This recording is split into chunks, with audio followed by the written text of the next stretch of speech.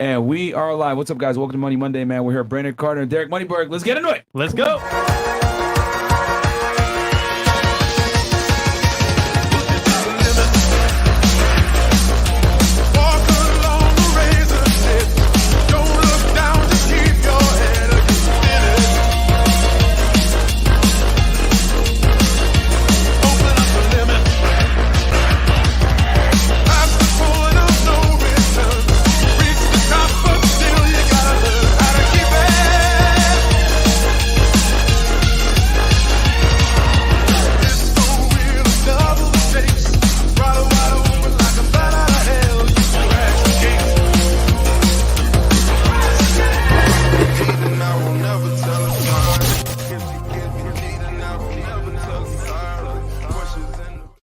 And we are live. What's up, guys? Welcome to Fresh Fit Podcast, man. It is part one of the three-peat, man. I'll just make one quick announcement. Rumble.com/freshfit. Go find us over there, guys, because as you know, we'll probably get canceled at some point. And also, we're going to be doing the Ryan Dawson pod May 5th, 2023. We're going to talk about 9/11, all the things behind it that's, you know, people are too scared to tell you what's really going on. Yeah, not safe for YouTube. Half the podcast is going to have to be on Rumble, but it's going to be covered on Friday, May 5th. But without further ado, we got two special guests in the house, man.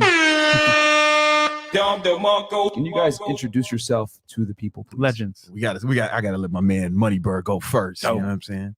I'm Derek Moneyberg. I help people with their wealth. People come to me for help to understand entrepreneurship better, to learn how to build a small business, learn how to use entrepreneurial principles in their current career to be a maximum wage earner instead of a mediocre or minimum wage earner. I also help people with real estate, help people with stocks. Only those three topics. I do it excellently. My clients love it. Might help some of you. Boom. Nice. Well, you know, my name is Brandon Carter. If you're watching this, perhaps you're one of the 1 million YouTube subscribers I have now. You know, Congratulations. I want to thank y'all for that. I want to thank y'all. You know what I'm saying? Y'all help propel me there. So I want to thank Myron Fresh, Big Mo, AA Ron, all the other dudes, you know what I'm saying? The whole squad. Where's Aaron? Oh, never mind. Yeah, they're not working as Not usual. working. Hey man, it'd be like that. But yeah, man, you know, I go also Instagram King Keto. I know me as King Keto, or some people call me Gymnasium Jesus. You know, I got a lot That's of a names. first. That's funny. Gymnasium Jesus. That's a I like that one. Really, that's what people been saying. That's not me. You know, this is what I've been hearing. Gymnasium Jesus. And you know, I help people build their online fitness business. But you know, I know Derek for like a decade. And when it comes to like investing, you know, he's the only person I know who teaches it. Ever met in my life who teaches investing, like online stuff, who actually made way more money doing it before he actually like started teaching it. Yeah, right. Like I remember when he first launched one of his first like courses on this shit. And, you know, I was one of the people who was like telling him, hey man, you need to do this shit, man. You know, cause I was around him so much and I've seen how much money he's like, man, you need to get out here and like teach this shit to people, you know? And so I, you know, we worked on some of the marketing together, and you know, now he's just doing crazy numbers with that shit. So it's fantastic to see, man. And we're here to teach some of y'all some shit today. Nice. Man. That's true. And today's topic, guys, is going to be 10 silent killers that destroy your wealth that you guys don't even see coming, man. So we're going to count down, not necessarily in order of importance, but these are 10 things that you're probably doing now that's fucking you up, guys. And, you know, we're going to go ahead and highlight some of these things. And if these are things that you guys are doing, you need to drop it immediately. So I'll kick it off right here with number 10, failure to surround yourself with successful people. Like, now that sounds, you know, oh, that's so broad. But can you guys break it down a little bit more as to why that is so imperative? I think a real easy example that you would notice, and some of your audience would notice, you've invited me on here several times, and every time you see I show up and I'm a little leaner, even more, I'm down to a mere 262 pounds now. Come on, man. And you know, I never went on a diet, no diet. I changed some of my eating habits, but you know, I've been spending the last year and a half doing a lot of MMA training with a lot of world champions. And if you look at my YouTube, if you look up my name, you'll see on YouTube that only 150,000 followers, not millions like you guys. I got a few million on Instagram, but on YouTube, you see me training with a lot of the world champions from UFC, current champions, former champions, and I've spent a lot of time in martial arts, but these people stay with me. I'm spending 18, 20 days per month with those people. And when you're at the dinner table and you just change your eating habits a little bit, they're always asking me about business. I'm always asking them about some MMA and we're training. We're always talking about that. And you know what? They're making more money. I'm leaner. I'm stronger. I got a couple bodybuilding coaches that help me out as well. One of them's Flex Lewis. Shout out to Flex Lewis, 7-time Mr. Olympia. Yeah. And if you're spending your days, 20 days a month with pro athletes, it just kind of rubs off on you a bit. Right. And that didn't take any willpower. That didn't take a lot. I didn't go on a diet. I just, when you see like, well, do I need these last 300 calories on my plate? Like that guy's like 7% body fat and, super fit. Like he's not eating that way. So when you're around, literally when you're around world champions and, high level winners, it kind of rubs off on you. It's easier to just do the right thing and make better decisions. Now, if you're hanging out with a bunch of losers, and when I grew up, I was in a different environment. And when I grew up, I was around a lot of losers. And the people, they were dedicated to misery. They were dedicated to really effing up their life terribly. And some of them didn't make it, some of them are dead. So when I was in that environment, I learned bad eating habits. A lot of those people were engaging in other bad habits, drinking excessively, using drugs, smoking cigarettes, playing video games, doing just stupid shit that messes up your life. So I think that it really can't be overstated. The people you spend your time with, if you hang out with a bunch of champions, you're going to develop habits more consistent with a champion. Yeah. If you hang out with a bunch of losers, well, you too are going to be a loser. And in the short term, people Derek, I don't have access to that. Well, I didn't either. And you didn't either when you were younger. Yeah. But we all do now. So you can start engaging in behaviors to close that gap from who you currently are to the person that that you could be and should be. And you'll be naturally around better and better quality people that are on that journey as well. And then it don't take a lot of work. It just winning becomes a habit.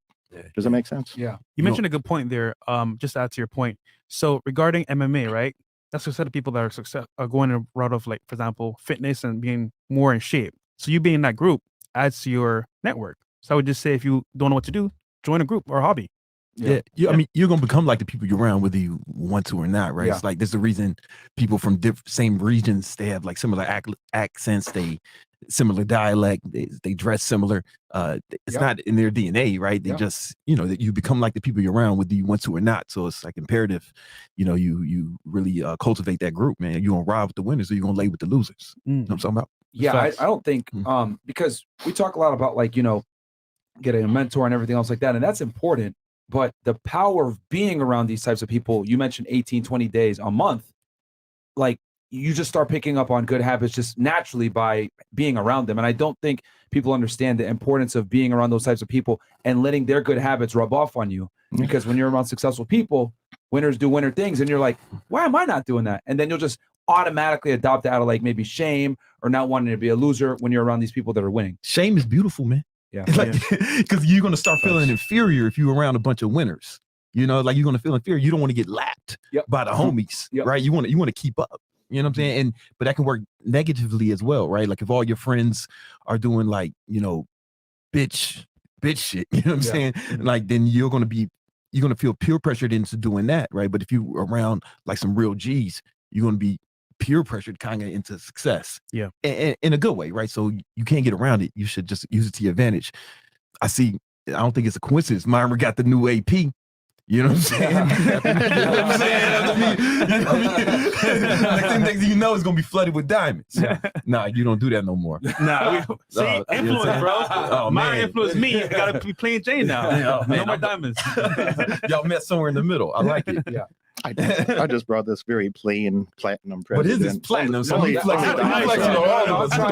gonna get one of those. That watch is, I say it all the time, that's one of my favorite pieces, the platinum day. So that's it's not like 70. Used to be. Maybe in the 70s. This thing is heavy. God damn. Heavy, right? Yeah, the platinum's a lot heavier than the gold ones. Yeah. This is heavy, dude. I got all the gold ones. I know, bro. I'm trying to get one of these. This is and you got the and the dial has platinum in it. Sorry, diamonds. Yeah. This is nice. How you gonna tell the time if there's no diamonds? Yeah, exactly. And it's factory diamond, friend. To be honest, bro, who looks at the watch for the time? I don't. I do. What the fuck? Yeah. Wrong with you? Well, I don't look at this watch because I might fuck up my retina. You know, like my cornea. The doctor said you can't look directly at it, you know, without shades. So sometimes I take a picture of it and look at it. But hold on. Let's show real quick. This conversation we're having right here is a byproduct of hanging out with each other. come on, man. There you go. And now, like y'all are seeing it right now. Like In I real just thought time. about it real time. Like all of us have a nice timepiece that holds its value, right? Significantly except for Brent. Because Brent got a bunch of them. It don't matter. No, this was not an He investment. has a bunch of plain Janes, just so Yes. y'all know. He has a bunch midlife of plain Janes. crisis. He has an AP that's nicer than mine. But the thing is that when you're around successful people, it motivates you, right, to become better as well. Like as y'all know, Fresh had, he was, busting down everything he had. But he's like, you know what? Let me get at least a few good plain Janes so that I can hold my value, and if I need to, I can sell it and make a profit. So he bought that watch with like 50K equity, So I think it's really important to be around successful people because things like just rub off on you. I mean, that day is something that I want to get because that watch holds value very well too. Very sought after piece. Well, that's so You keep hanging out with Things like Brandon that. Carter and Derek Moneyberg. You have one You'll real have soon. one that- Real soon. One more See if thing, I though, can't help you with that. Here's the thing. That's also like you're thinking about it from holding value, right? Yeah. But like correct me if I'm wrong, Derek, but me and him, we ain't out here flipping watches and shit, right? Yeah, You know what I'm saying? yeah. Like Let's we see, don't there's plan just on like a thing watching in it. my head, but I yeah. know, but at the Yeah. same time, it's like I can do this even 'Cause you though I want know it doesn't hold. I want it, Yeah. and I paid for it with assets, with Yeah. money from the assets, right? So Mm. like that's money. You can do whatever you want. I can do this shit every month, right? Because it's paid for by my assets, and that shit I learned from Moneyberg. Because before I was just making money off my business and living off that, but that was still kind of earned income. Yeah. But Moneyberg showed me more about how to make passive income because, like, again, you become like the people you're around, and I'm hanging out with him for like 10 years, right? And I see how he's investing in real estate and investing in stock, and then I just picked up on the shit, and now I do it, and I can buy all my luxuries with that shit. I think my jewelry is worth a few $100,000 more than I paid for it, but I think of it the same way. I don't buy it because I want to resell it for a profit. I just, flipping watches. but I also don't pay retail for anything. I would never pay retail for Right. something like suckers pay retail. That you find you gotta buy it in a distressed environment when people need liquidity. And if you do that right, you're going to make 50% or 100% profit, and you got a nice watch for the rest of your life. I don't want to sell it, but you got a nice watch. Yeah, I think it does help with starting conversations, and it's just and they hold value. It's like I would say it's an investment if you buy the right ones. I think for most people, the general public, they want to make a profit. No, just generally. Yeah, they might, man. So that's why But if you're a baller, they need to get around some real ballers. I don't have to worry. You know what I'm saying? Yeah, Out here it's true. flipping watches. Get the fuck out of here, man. There's easier ways to make money. Okay. So next one is failing to lead. And I think this is something that guys universally, especially, with this attack on masculinity and people being so soft nowadays, this is something that's literally, I guess, seeping into all aspects of different men's lives, whether it's with their women, whether it's with work, whether it's taking accountability, failing to lead. Let's talk about that. Another deadly sin. As a man. What's the opposite of a leader? Follower. Yeah. So if you're not a leader or something, you're not going to be in charge of the whole damn universe. You're not leading every damn thing always. Okay. But if you're not in charge of something, are you going to be hanging out with the other leaders socially? You're going to be hanging out with the other winners socially? Yep. I said, no, you're going to be hanging out with the opposite of that. You're going to be hanging out with followers and losers. And, a lot of this is just a lifestyle choice. There's never been an easier time in human history to stand out. And, you made this point just a moment ago. There's so many soft people out there. My World War II era grandparents wouldn't recognize what passes for a man today. That's not a man. That's a joke. It's a joke. So, my World War II era grandparents wouldn't even recognize that as a man. It'd be like, nah, They're not doing that. yeah, if they could, they just died a decade or so ago, 15 years ago, 10 years ago, between, different dates. But if they could come back to life and see what happened to the world since then, they'd be like, nah, this must be like a fucking comedy show or something. That can't be real. So, but the good news for you, and I do mean you, is it is real. The people are that damn soft that if you just like a man, like a normal man from the last century, you'd be a leader by default. You'd be in charge of things by default because you'd be taking personal responsibility. You'd be looking for opportunities. You'd be looking to, protect your family, take care of your family, be a good protector, be a good provider, be a good friend. So if you were just a normal man from the last century, You ain't got to do anything super heroic. Just like a normal man, like you're going to end up in some leadership positions automatically. Yeah. And that's going to put you, back to your first point, that's going to put you in an environment with other winners, with other leaders. And, you ain't got to be all competitive with those people. It's like you want friends that are leaders. You want friends that are winning, and you want to help each other win even more. So you need that synergy. And if you're not willing to take responsibility and take on some leadership projects, like, I mean, the default outcome is going to be, less opportunity, lower quality opportunities, less opportunities with women. You're going to have the low quality women that after the Fresh and Fit boys already ran all through them, then you could have the leftovers later on, You're going to have the low quality women that are used up. You're going to have, an unfortunate job that certainly doesn't lead to prosperity.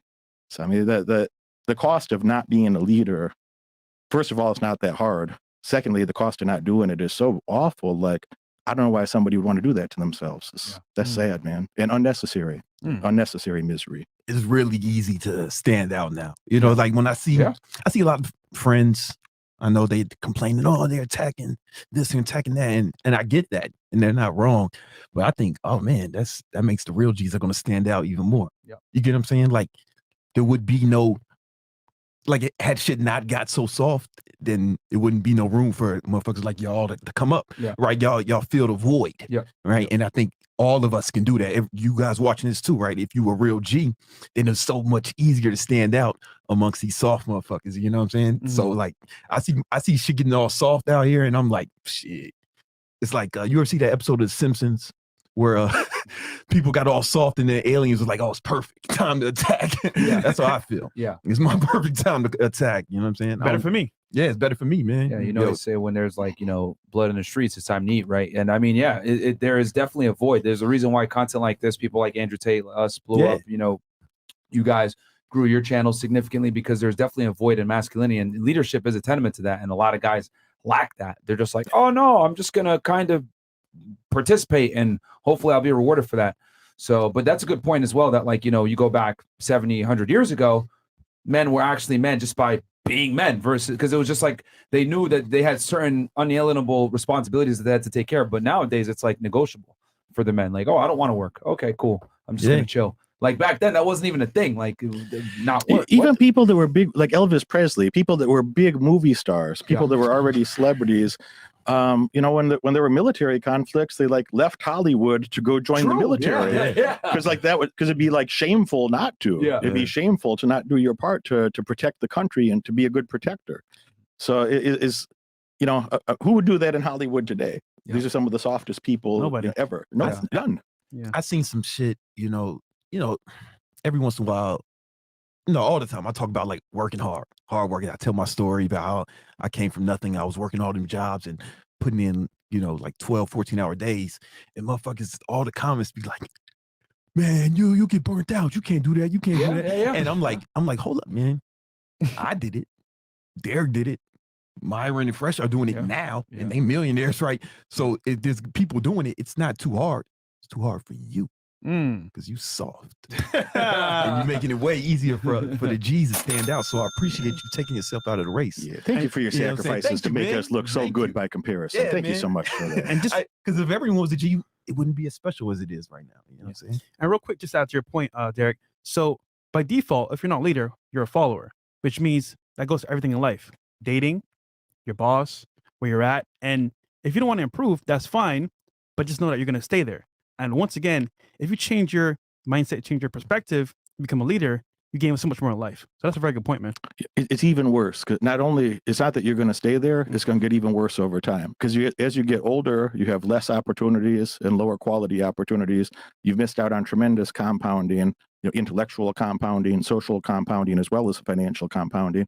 And additionally, if you look at like wages, so say the last 50 years, are people earning more or less for doing the same work? Less. What do you think AI is going to do to that? Destroy it. Good point. Completely. You're not even going to have a job. McDonald's don't need you, fool. Uber don't need you. Uber don't need you in a few more years. McDonald's don't need you right now. They have fully automated stores. Amazon don't need you. They have fully automated stores. So like, do you think it's going to get better or worse for the people that choose not to step up and take some more responsibility in life? It's going to be devastating. I just want to say one thing. Just a lot of young guys listen. I know your demographics are real young. That doesn't mean you out. I don't want you guys out here trying to like be the boss or be the man. You know, there's certain situations where it has to be like malleable and flexible, right? Like, Absolutely. like when I come on Fresh and Fit, I'm not out here trying to outshine you motherfuckers or be like, no, it's my show. I'm in charge. This big keto. I see what you did there. Big keto in the building. No, I'm not trying to do all that. Right? Not, like, y'all, I'm the prize. I'm the prize, nigga. No, but like if this you is know, you know. This is important, right? You got to remember, like when the birds, they fly in that V formation, right? Yeah. The one in the front is the leader, but he's actually he's working the hardest, right? But then he'll go to the back and someone else will lead, right? So there'll be times when I'm on here, it's like, no, this is y'all show. Y'all run it. Even though the conversation we were having before, right? This is y'all show. We're gonna follow y'all rules and what y'all doing. And you know, when I'm talking about investing and shit, you know, like don't nobody, few people on earth know it as well as Moneyberg, right? So I'm not in here trying to, no, motherfucker, I know it. What about the other? Like, I'm trying to learn what he has. And then at the same time, when he was trying to build his social media, it was like nothing. He referred to me. Yeah. Right. So it's good to, and that's takes us back to the first one, having that network, because different people can lead in different things. Like when you talk about watches, you go to your man RN plug. Yeah. I go to my homie Dimitri, watch my diamonds, right? Because they know the shit. Right. I'm not trying to be the boss in every situation. Yeah. You know what I'm saying? And I think that's really important because I was going to mention that when you guys were talking about leadership, that it's very important to network with networking with other leaders. And I think the importance, if you could do it, is network with other leaders in different fields outside of your own expertise so that you can learn it. One of my favorite things to do is meet someone that's in an industry that I have no knowledge about and just ask them a bunch of questions. Yeah. It just makes you a more diversified person. Even if I have zero intention of getting into it or anything, I like understanding how certain things work because it just makes you a more well-rounded person. That's a fact. You know what I mean? I think that more people need to have that inquisitive mindset of learning about things that don't necessarily, they might not associate with your life, but then you learn about it and then you're like, damn, that's cool. Because you never know who you could connect with later that you could put someone in touch with. They might get an opportunity and they'll remember that shit. Like for example, you want to make money? Go to Derek. Yeah. Fitness, online fitness business? Go to Gymnasium Jesus. There you go. You want to do better in life, also as well, fitness as well? Go to Myron. Yeah. Me for networking. Yeah. Each person has a leadership in a different area of life. Yeah. That's fine. So I think that's important to like network with other leaders in different fields, and that just makes you that much better. Man, like, you know, you're hanging around with then you got like a bodybuilders and round MMA, you know what I'm saying? oh my bad, MMA fighters and you know, professional athletes, etc. That's huge because then their good habits rub off on you, and then vice versa. Would you teach them business? So really important. And to all of your points, like I don't go, you know, Glover Teixeira is coming over this week. I'll be training with Glover. Glover is world champion at 205 until you know, a few months ago. Shout out to Glover. What up, buddy? I don't go argue with Glover about, you know, if he's like a 4th degree black belt in jiu-jitsu. When we're rolling around together, do you think I argue with him about the technique? We ain't arguing about nothing. Like I'm about to get my little purple belt, which is great. That's halfway to black belt. Yeah. But I'm about to get my little purple belt. I don't argue with Glover if he tells, you know, hey, try this. I do exactly that. And like that's. I'm not trying to flex on him like I'm better than him at something, or I'm not trying to compete with other people. Yeah. That's an important note for you to make, because you have to have cooperative relationships with those people. That, you know, Glover's not arguing with me about the stock market. Like it'd be silly. He's not arguing with me about real estate. It'd be silly. So, you know, be cooperative and lean in. Find people with differentiated strengths, as Myron said. Find people that are, you know, also brilliant, also hardworking, high level performers, differentiated skill sets, but similar values as you, similar goals as you, and you're gonna be able to help each other, and you have very, very, very high quality relationships. I think something that's understated or never has been stated about leadership is a big component of leadership is understanding when you're not fit to be the leader in that scenario and deferring to someone else. Right? Because you're able to have the problem solving skills, the deductive reasoning to be like, okay, this guy's better than me at this. I got to relinquish the authority and give it to someone that's better at this point because they know what they're doing in this given scenario. And I think that's a tenement of leadership in itself. Delegating is like, for example, there's people I hire in some of my businesses, right? And maybe I'll hire someone to run the ads. And then at that point, they kind of tell me what to do, even though I hired them, right? You know, it's like, yo, Brandon, we need this ad. Great example. And we need you to do it like this. And it's like, okay. And then I get with my video guy, Nima. And I'm like, all right, what do you see? Like, you got to edit the shit. And he's in charge at that point. Even though we came up with the mission together, right? He's in charge and he can tell me what to do. Yeah. You know, I know when to follow. You don't always want to be. Point. Because it's an ego thing that makes you want to, like, people say I have a big ego, right? You know, I'm a big Brandon Carter fan. I will. Misunderstood. Yeah, you know what I'm saying? I'm probably one of the most humble people of all time. I'm like a god of humility and modesty, right? So, but it gets misconstrued as arrogance. And but Hey, no, they'd have to know how great you are to realize how humble you truly are. they don't know, man. Listen, I never talk about how humble and modest I am because I'm way better than that. You know, probably the most humble. Yeah, of course. King of the humble brag. King, absolute king, man. But it's like I let my employees tell me what to do in certain situations because I hire people who are good at what they do. Good point, man. You know what I'm saying? And better at me at the thing I hired them for. If they wasn't better than me, I'd do it. You know what I'm saying? Yeah. So Makes sense. So the next one, I think this one is really important. And we've had discussions about this too, Brandon. Failure to understand the economy and its current state. How are you going to be able to participate in the economy at the highest level if you don't understand how the pieces fit together? Like how the hell would that be? So if you look at this, Man of God. further exemplification of Brandon Carter's humility. Look, if you don't understand how the pieces of the economy fit together, you're just in trouble. Like how would you end up in a premier spot in that economy without understanding fundamental tenets of economics, of microeconomics, macroeconomics. Macroeconomics is the study of the large factors, say governmental factors, or Fed funds rate, things like that, things where the large trends in the stock market, large trends in the world, to say it succinctly. Microeconomics is more of like a household level or a business level of what are the factors within your personal budgeting that you have control over. And if economics sounds boring to you, that's because you're poor and probably dumb. And I hate to say that because I know a lot of people in this audience, they came here to make money, they came here to have a better lifestyle, or that they wouldn't be fucking around with the fresh and fit guys, right? So, but for the few of you that have been misguided about this, or you don't think it's important, economics is just the study of how to manage your current resources to have more resources in the future. And everybody gets the same 168 hours, and the better you manage your time, the better you manage your current resources, you're going to have more and more and more. The winners are going to compound those gains. Those winners are going to have cooperative relationships like we've just talked about, and losers are going to try to fumble around by themselves. If you were smart enough to do this shit by yourself, you would have done it already. If you were smart enough to get rich by yourself, if you were smart enough to accomplish your biggest goals by yourself, why haven't you done it already? You would have already done it if you could have done it. So you need some help. I need some help. Everybody needs some help, man. Yeah, think how much we helped each other over the years. That's a fact. So if you possibly could accomplish your current goals by yourself, you need bigger goals. Right. You need bigger goals. You need help to do it. And the worst thing you could do is try to fumble around by yourself and think that you'd have, optimal resource allocation. Nah, man, you're gonna be poor and dumb, and that's an unnecessary, unforced error. So I hope that don't happen to any of you. Yeah, no, I think that was a good point you made, man. If you knew how to do it, that means your goals are too small. That I think that's a big mistake people make. They base their goals off what they're currently capable of accomplishing, right? But that places a limit on how big of a goal you can accomplish. And worse than that,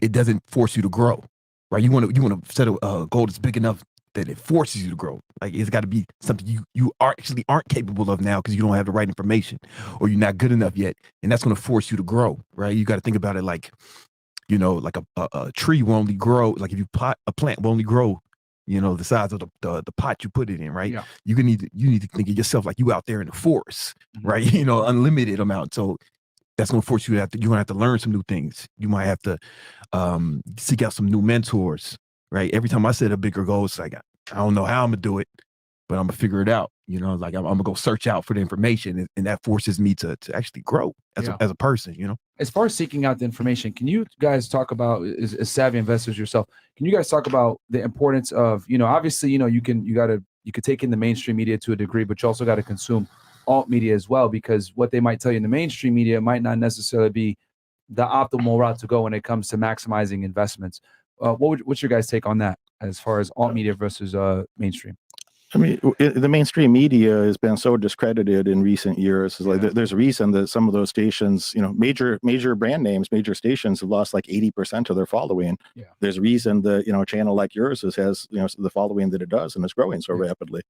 So if you're going to the mainstream media, there's a few people that control that, and even so-called competing channels, that are supposed to be like rival competition channels, they're all owned by the same people, and they're all saying essentially the exact same things. And there's even sound bites on the internet of there'll be like 40 TV shows literally saying the same script that's been fed to them from somewhere. So if that's the information that you're taking, like, I mean, you're just hearing the information that, the powers that be. I'm not into this whole conspiracy theory thing, but if you were on Earth for the last 3 years and you seeing all the things that, would have been thought of as a conspiracy theory, that just means like, soon to be a fact, what used to be a conspiracy theory, that just in 6 months later, it'll just be a fact, so that happened. That's true. So, you can't be duped by this. Like it's okay to watch the mainstream media when there's a good recession. I like to watch the mainstream media because I want to see like the tenor or the tempo of like the narrative that they're pushing, because that's going to move the stock market in some ways. Because a lot of people still watch that shit. But if I ask any of my friends from China, like, hey, do you watch the news back home in China? They're like, well, no, it's just like government propaganda. But in America, it's also government propaganda, and a lot of people just don't know that yet. So you have to be informed from other sources. You can't be, if you're just looking at the same thing as everybody else, you don't have any unique information. You'd be better off to look at nothing. You'd be better off to look at nothing. I like that tip about watching the mainstream media as it pertains to the stock market, because it does play a role in that. And I guess people just really got to know, like I could say from like a real estate perspective, like the mainstream media will lead you astray. They're telling you, oh, the housing market's going to crash, blah, blah, blah. But you look at like, these big companies like Blackstone, whatever, what are they doing? They're buying single family homes like crazy right now. So, but they're not going to put that in the mainstream media. They're going to just tell you interest rates are going up, the Fed's going to increase. Oh my God, it's bad. But the reality is like the biggest companies are buying three bedroom, 2-bath houses. So we know and also the media's, their job is not to inform you, right? Their job is to sell advertising. You know what I'm saying? Like their job, I mean, that's legitimately their job to sell advertising. That's what they're there for. So they're going to sensationalize things. They're going to do whatever they can.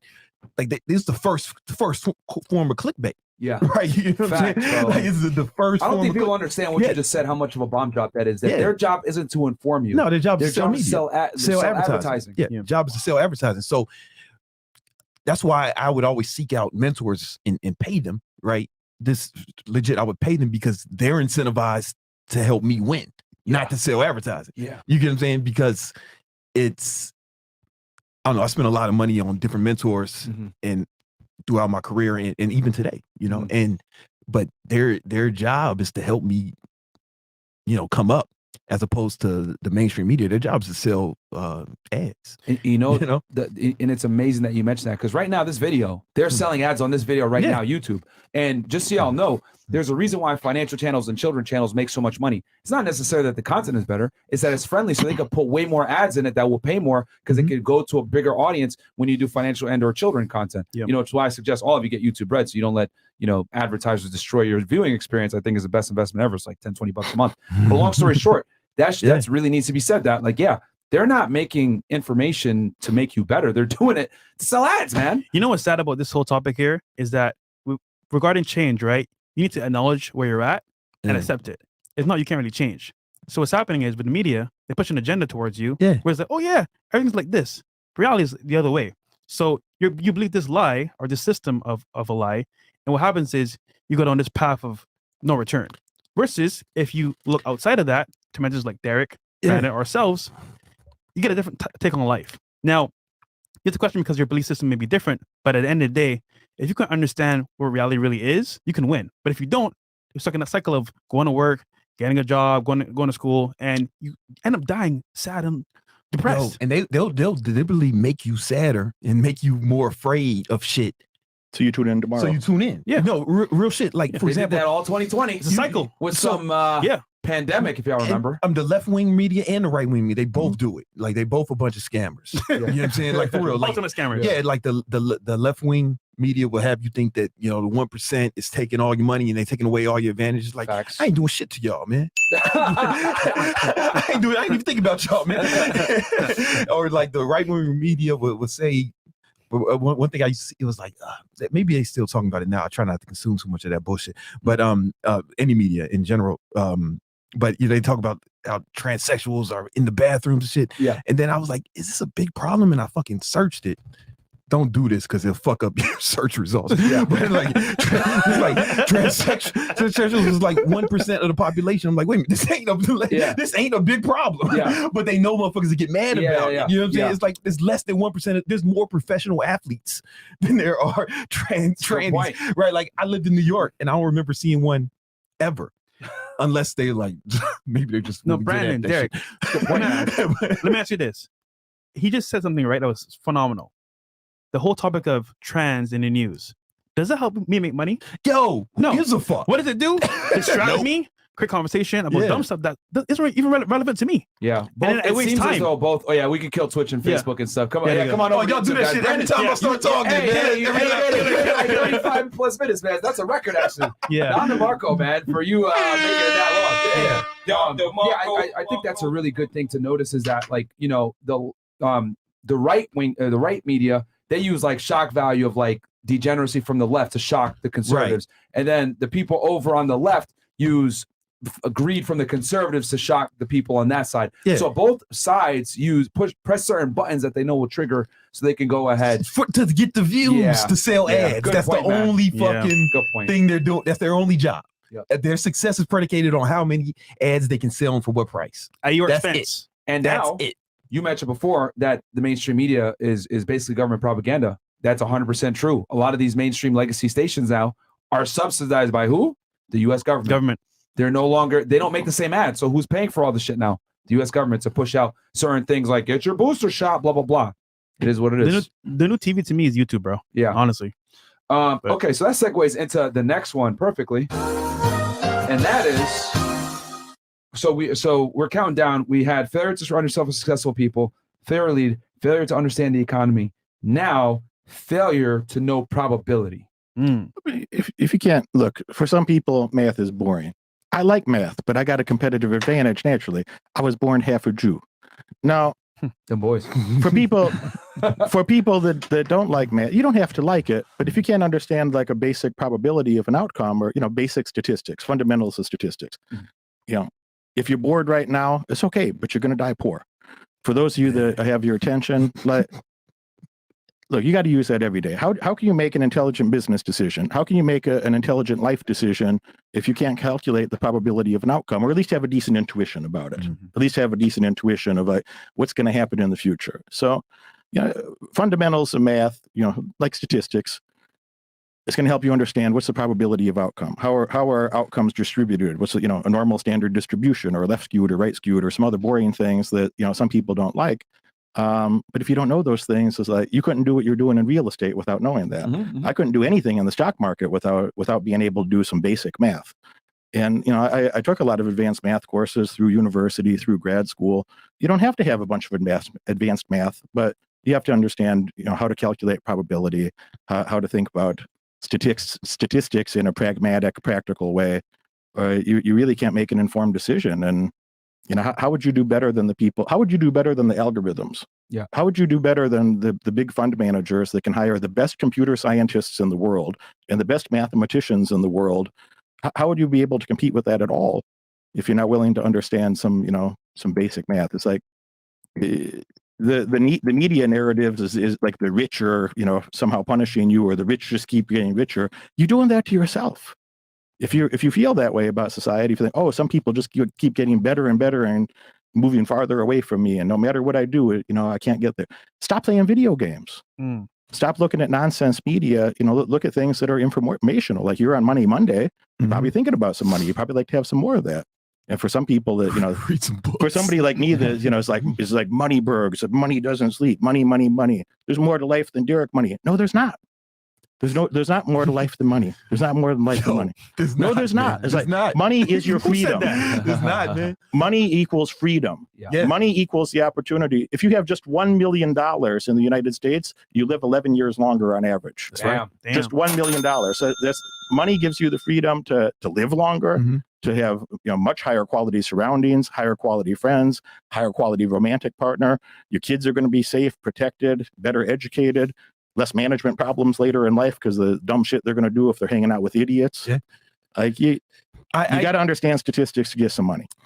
Man, my man preaching over here. Mhm. You know what I'm saying? I was about to keep going. But Yeah. no, listen, man, listen. I don't mean to stop you, man, but I caught the spirit. You know what I'm saying? No, ain't nothing more important than money, man. Because okay, my son is the most important thing in the world to me, right? For most important thing in the world, right? There's a study out of Georgetown University, where they said they showed that children, even incompetent children, that's what the study said. I thought it was funny. They said incompetent children from wealthy families had better outcomes in all aspects of life than even in like advanced intelligent kids from poor families. Wow. Right. So it stands to reason, if you love your children, right, the best thing you can do for them is get some of this bread. Wow. According to the studies, you know, like according to the fucking studies, even a rich dumb kid is gonna do better, you know. And so, you know, you gotta get this paper. Money makes all your decisions, man. All your decisions. Like you are living in the best apartment or house that you can afford, not the one you really want, right? You would do something different for your parents if you had enough money, right? You'd be watching this on a different device if you had enough money. You motherfuckers is on Androids, like not even the cool ones. You do what you can afford, not what you really want, right? Money is the barrier, you know, but you ain't got to take my word for it, man. The fucking Lord. I know you say you have Jewish, man, so you'll appreciate this. This is the Old Testament. You know what I'm saying? Ecclesiastes and titties. 10:19. The Lord said. My bad. Yeah, no, it's all good, man. The Lord said, hell, my telegram is drinks are made for laughter. Food is made for merry, but money solves all things. Yeah. Money solves all things. That's the Bible.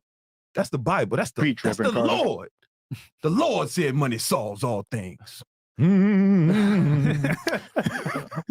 All things. God said that, man.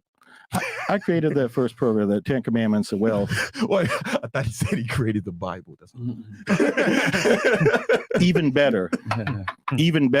I created a program called the 10 Commandments of Wealth to help people with those money problems. Yeah. It's 10 easy steps. It's not easy. I shouldn't say that. It's 10 simple steps. It's simple to understand. It's all laid out there for you. Everything in that program is laid out for you. If you did these 10 things, you're going to have some money. You're going to find some more wealth, some more prosperity, some higher quality opportunities, and a lot more opportunities in your lifetime. Not for everybody, but just what you said, like for those that are serious about getting some money, for those that want more prosperity, they're willing to put in some work. They know there's no free lunch. They know there's no free money floating around on the internet. You're going to have to put in some work.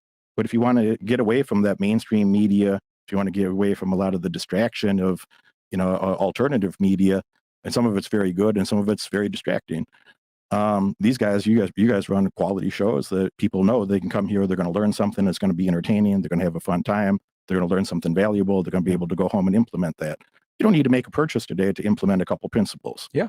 But if you're serious about building a better life, that you want to have those fancier watches, you want to have a fancier social group, fancier women in your life, have the best of life. And who doesn't want to have the best things in life? If you're willing to put in, everybody wants the best of life. If you're willing to put in a bit of work to get closer to the best, that's what my program, the 10 Commandments of Wealth, is for. So we had an anniversary just a couple of weeks ago. I launched that program 1 year ago. And the guys on Fresh and Fit, Myron asked me to come through and talk about that briefly and just offer a lot of free value, give you a lot of pointers in the right direction for no cost here on the show. But for those of you that are most serious, click that link. Is there a link available for them in the top description, guys? It's in the chat too as well. Jump in there. Click that link and go learn about the 10 Commandments of Wealth. Get yourself enrolled in there. Like, if you're willing to put in a bit of work, it's going to change your life.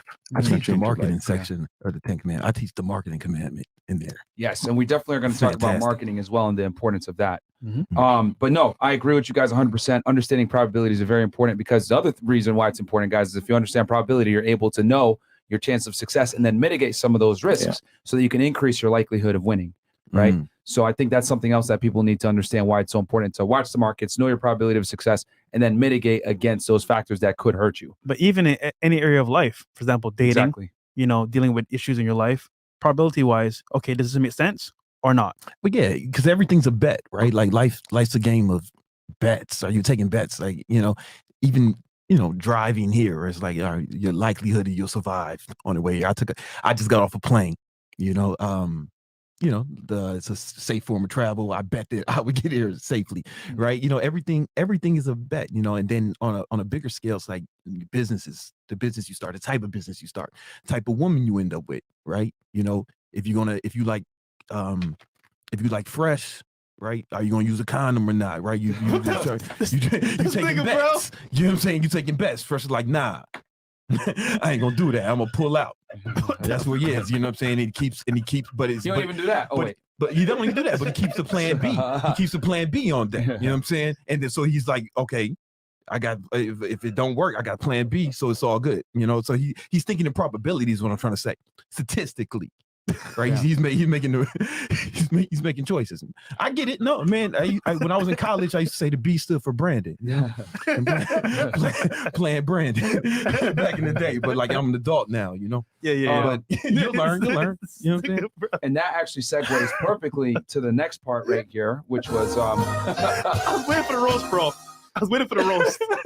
failure to market properly. Right. So, can we talk a little bit about the importance of failure to market properly? And I think this can affect men in so many different levels, whether it's dating, running a business, building something up, like the art of marketing.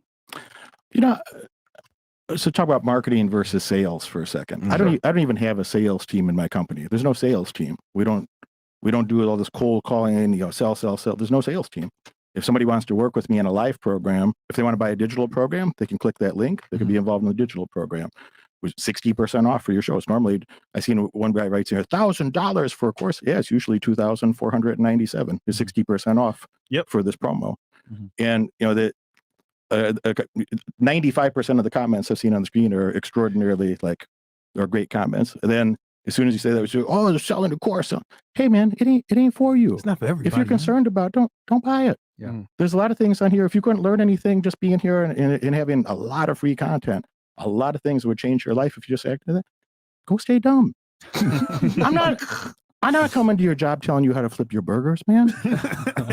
I'm not telling, when you get off work, you go to your second job. I'm not telling you how to, to use the turn signal when you change lanes in the Uber. Use it or don't. Probability, like Brandon and Fresh are saying, But for those of you that are serious, I am a good marketer. I don't think I'm very good at sales. I really don't. But I do think I'm good at, marketing is the art of making an offer and building a great brand name. I have a fantastic brand name. If you look at my YouTube, look at any of my social media or anything about me, you see me with nothing but winners. You see me with high-level entrepreneurs. You see me with high-level fighters and professional athletes. Always next to winners. Just winners on his right all the time. I have a pristine reputation. I have a great reputation. And if somebody's $1,000 for course, hey, I help people make $1 million or more. That's my target market. So in my marketing, I want to work with people that are serious to make at least $1 million. Yeah. If you don't want to pay $1,000 for a blueprint to make millions of dollars, don't. Just go do some random Google searches on the internet and see where the algorithm takes you. Yeah.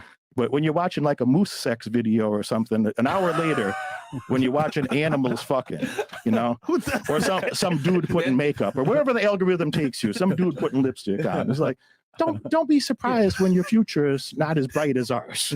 Don't be surprised. Don't act surprised by that. When you watching moose porn and dudes putting on makeup, is that's a little different than watching the sort of courses that I've created. It's a little bit different. You should ask your wife's boyfriend to let you borrow $1,000, man, so you can ask your wife's boyfriend for some money. Let you borrow some money, man. Ask your wife's boyfriend for some money, you poor bitch. You gonna pay it back? Or he's gonna fuck him up again. I do want to mention in front of the kids. I do want to mention that hundreds, plural, several hundred people from your audience bought that course already. What kind of feedback did you get about that course from people that bought that in the past? Yeah, pretty much. Very, very positive. Nothing negative at all. Yeah, very positive. Yeah. Right, so a few hundred other people in this audience. We're not here selling something hard. I'm just saying, hey, you want 60% off on my course? Check it out. I'm happy to help you. If you don't, carry on with your life. If you got it all figured out by yourself, I don't know why you're on Monday if you got all the money already, but all right, man. Cool. They really like that marketing modules, what I hear. I only talk about 3 things. I mentioned that earlier. And those 3 things, entrepreneurship, real estate, global markets, mostly stock market and other tangential markets. And I made over $10 million in real estate in profits. In entrepreneurship, I made tens of millions of dollars in profits. In the stock market, I made tens of millions of dollars in profits. I'm not worried about your $1,000, man. Your $1,000 ain't going to change my life or anybody else's. It's going to change your life. It change your life. If that's too big of a barrier, that's intentional. Like, you know, I can't be more dedicated to your success than you, but I'm really happy to help those of you that are serious about helping yourself. I love to help those people. Well said. I love to help those people. Can you talk a little bit about your marketing module in there and the importance of marketing, especially in today's digital world, social media? Well, it's the thing, you know, even if you got the best product or service in the world, right? Because business or making money in general, like nobody can give you money. I mean, you can't make money. I'm sorry. You can't make money. People have to give it to you, right? Yeah. And they're only going to give it to you in exchange for a product or service they think it's like of equal or greater value, right? Yeah. And you have to know about that, right? And that's what marketing is. That's what marketing is. And you have to be able to do it in a way where it speaks to the right person. Yeah. Right. Like, because you hear the way Moneyberg talks, right? It's deliberately like pushing certain people away, right? But that's good. Like, one of my first mentors, he told me, man, in marketing, he said, listen, the more divisive you can be, the better. Okay. And I thought there were limitations to that until Donald Trump became president. Yeah. And I was like, oh shit, right? there are no limits, right? Because, he was, when I saw what he did was, he was the first person to become president who had never been, who served public office, right? Yeah. So, I mean, he wasn't a politician prior. He was the second. Yeah. The first one was Dwight Eisenhower. He had to kill Hitler to do it. You know what I'm saying? Yeah. He had to save the fucking world, right? And he did, he did it with his marketing, right? Yeah. Really but being a president is marketing, right? So and then we can see other examples, right? Like your boy Tekashi 6ix9ine, right? He was super divisive, right? But you see how like successful how fast he grew, right? Despite what you think, polarizing, polarizing, right? Or the homie Tate. Yeah. You know what I'm saying? Yeah. The homie Tate, man. You see, he was polarizing, but what that does is it it's good points. if your shit is vanilla, right, or it's like American cheese, right? Nobody loves it, right? Nobody's excited about it. It's just there. And very few people like hate it. Like I'm only one people I know who like really hate it, but like most people they're fine with it, But if you want, you got to be somewhat provocative in a way. You want to alienate some people because the people who really fuck with your shit will be excited about it. I think this actual podcast is a great example. Like if you were like some vanilla regular shit, then I don't think there would be so many, so many fans. You wouldn't have grew as fast if you weren't speaking to a particular person and deliberately alienating at least half the population. That is very true. Why don't we deserve less? Book your stores right now. You know what I'm saying? But like, I don't even know if you did that deliberately or that's I've known you since before the podcast, so this is who you are. Yeah. This is real. This is not it's not an act. I wish it was an act. I've known this motherfucker since before Fresh and Fit was even an idea. So I know it's real. But what it does is there's that authenticity, right? A lot of people are afraid to be authentic because it will alienate people. It will, yeah. But if you can lean into that in a way and just know that's your superpower. That's one of the reasons that Moneyberg's marketing has been so effective because he leans into the you got to know your target market. You got to know your target market. But my target market's not the bottom 50%. My target market's not really the bottom 80%. I like to the people that I've had the most success helping, the people that already did something already. They're already good at something. They're doing well in life already. They probably have an above average education. They probably have an above average income already. I spent 9 years in university. A lot of my clients went to university. A lot of them went to graduate school like I did. And the target market that I'm looking for is somebody who's doing well already. They're already doing well, but they know they're not living to their maximum potential. They know they could do even better. Yeah. And it's all the principles we talked about earlier. You're trying to get guys who are already, making 6 figures above, maybe high 5 figures that want to scale up and get into that new tax bracket. Yeah, maybe a young man's making 80 grand. He's out of college. He went to a good school. He's making 80,000, 70,000. But he knows he could do a lot better. Yeah. But he's not sure what the next steps are. Right. So I might help him get a raise, help him get a promotion, help him make a side income. If you're making enough money in your side income, you won't have time to show up to work no more. Yeah. You won't have time to show up for your job. Do you got time for a job, man? No. I ain't got no time for a job. Listen, if I can help that person transition, if I can help them get a raise, help them get a promotion, develop a side income, At some point, they don't have time to show up for that job no more. You know, if you're making, you know, 100 grand at work and 100 grand from your business, would you show up to the work anymore, or would you just quit your job and double down on the business and pop it to 300-400 quick? Yeah. And if a person was doing that and they weren't doing some of the stupid shit we talked about earlier, spending money foolishly, they're going to have some savings, and pretty soon they're going to start investing in that. Then what are they going to buy? They're going to buy what every other intelligent person buys. They're going to buy some houses. They're going to be looking at the stock market, and they're going to have a lot of questions because it's confusing. Because I had my first entrepreneurial money when I was 7.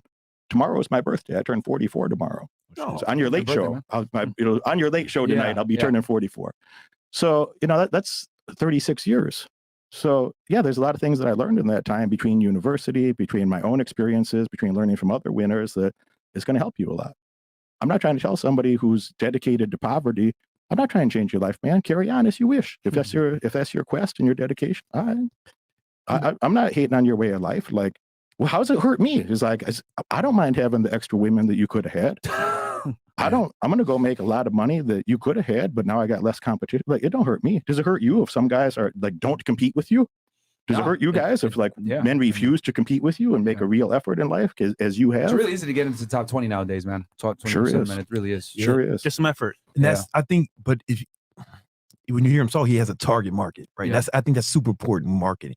He has a target market, and he really doesn't care what no one else thinks, right? Yeah. And I think it's the same thing with you guys with your show, right? You have a target market. You don't give a fuck what no one else thinks. People are outside of that, you know. And I, you know, they don't teach that as much as they should, I think, in business school. I have a marketing degree, and they didn't teach it the way that we're talking about. Like, if you really want to excel, you have to really niche down. Yeah. You know, and I go into way more detail on this in the module in the 10 Commandments of Wealth. How to? But you really have to niche down. Like, for example, my students who I teach online fitness business, they're just like you remember, right? Yeah, you remember the modules because you were in the program, right?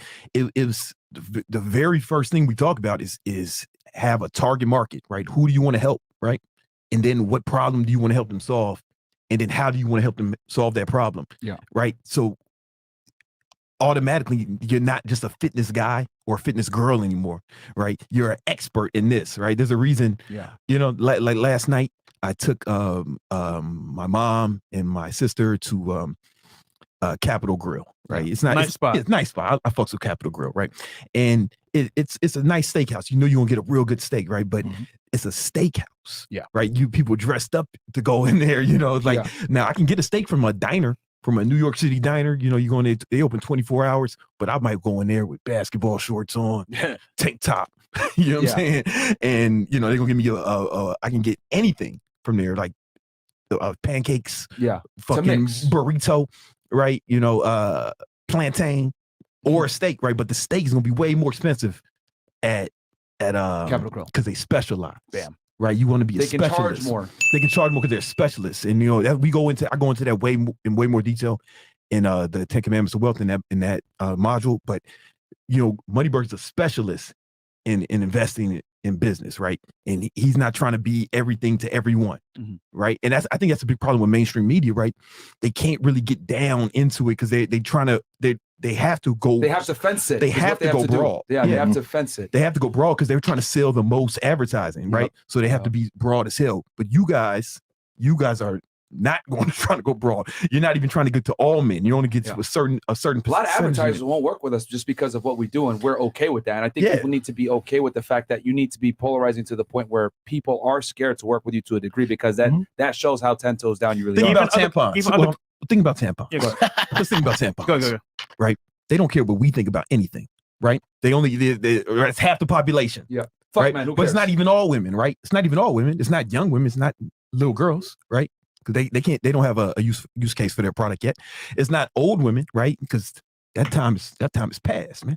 You know what I'm saying? A small segment, a segment of the population, not the whole population, but you know, Tampax is still a fucking multi-billion-dollar company focusing on a segment of women. You know.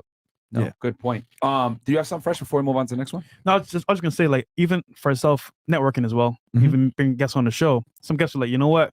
It's too much for me. If I come on the show, it might be bad. But once again, we're kind of like niche because our content is geared towards helping men and exposing real truths. So it is what it is. It's not for everybody, man. It's not for everybody. go to some chats real quick? Or? Yeah, I can. Yeah, I'll hit some of these chats real quick, guys, because they're piling up, and then I'll go ahead. We're halfway through actually the show. So, Omo Ayak Hire goes. WorldStar just posted that by June 1st, the U.S. could run out of money. What does this mean now, and can I capitalize on this news? You guys heard about this? Means they're going to expand the debt ceiling another $1.5 trillion, and the conservative side is, and I think both sides are ridiculous for different reasons. I'm not a political person, but the economic story here is that they're trying to expand the debt ceiling another $1.5 trillion so they can just keep printing money and spending money, and they're going to end up doing that. And on the other side, they're negotiating like, well, let's make some spending cuts on a few other things so we can save money in the future. So they're going to. The Republicans are going to end up voting to go along with this in exchange for some, less spending in the future for stability. But no, they're not going to. The company's not going to run out of money. They just print some more. The government creates the money. They're going to print more money. You're going to have more inflation, and then they're going to lie to you in the mainstream media about it. That's why it's more important to get money. If you want to know how to invest and make money with it, 10 Commandments of Wealth. We talk about that in the stock modules. Get money for yourself, man. Kristen goes, just started my company today. Thank you, Myron, fresh from the bottom of my heart for giving me the knowledge and motivation. Love you guys. Shout out to you, Kristen. Appreciate that. Whose balcony is that? I should have been familiar. That's our business, nigga. No, just kidding. Zachary Mangum, $5 goes, hey, we're almost at 10% female viewership, bro. That's a W for us. It's going up. Once women can get past their feelings, they really do get a lot of sauce from the show. Hello, 26 at 3,000. Is that biological women? That's 10%. That 10%. Yes. Yes. Sure? Yes. The other side hate us. Yeah. The Transformers don't fuck with us at all. Yeah. Hello, 26 at 3,000. I want to buy gold and silver to retain value. Any recommendations or advice? Yes. What's your thoughts on this, Derek? I know you're heavily into precious metals as well in the stock market, etc. Man, we got some heavy precious metals on our wrists. Come on, man. I really am not a fan of buying gold or silver as an investment. I think if you buy a gold bar or a silver bar, you have to pay to store it. Mm-hmm. So either you don't have physical possession, so you own it through an ETF, and then you have some management fees, or you do have physical possession, and now you have a liability as somebody coming up in your home trying to take something from you. Mm-hmm. So you have some storage fee or physical risk to your life from having valuable things laying around your home. And then I think to myself, well, what would happen if we bought some real estate? What would happen if we bought some farmland instead? Yeah. And I hear you're saying you only got $3,000, but that's right now. If you're smart enough to get $3,000, you're smart enough to get 3,000 more and 12,000 and 24,000, and pretty soon you can do something. If you bought a house, if you bought some from a farmland, something that you can rent, guess what? That's going to be a natural hedge for inflation as well, in the same way that the precious metal is. But it's also going to pay you a rent in the form of a crop or a rental property from an office, a home, whatever. So obviously, I'm just saying bullet points for time expediency. But I'm a lot bigger fan of owning assets that produce a profit, that produce rent, and are also a natural hedge for inflation, much more than I am of precious metals. Okay. I bought some gold puts this morning. I was going to say because I know. So you're a savvy investor with the real estate market, et cetera, and you tend to look at things that might contribute to the rise of like maybe a precious metal or anything. If someone does want to get into, not necessarily maybe investing in precious metals themselves, but maybe markets that might influence precious metals. I mean, buy a gold miner. If you buy one of the mining companies. Bam, there you go. When things are on sale, something like that with gas in relation to the gas prices being high. I don't know if you do that for the precious metals as well, but 10 seconds. Check this out, Myron. If there's inflation, all right, and gold prices go up, all you did is make it more profitable for a gold miner to go take more gold out of the ground, to go take more silver out of the ground. Yeah. Can you do that with farmland? Can you make a new cornfield? No. So that's gonna go up higher than the gold is on a percentage basis.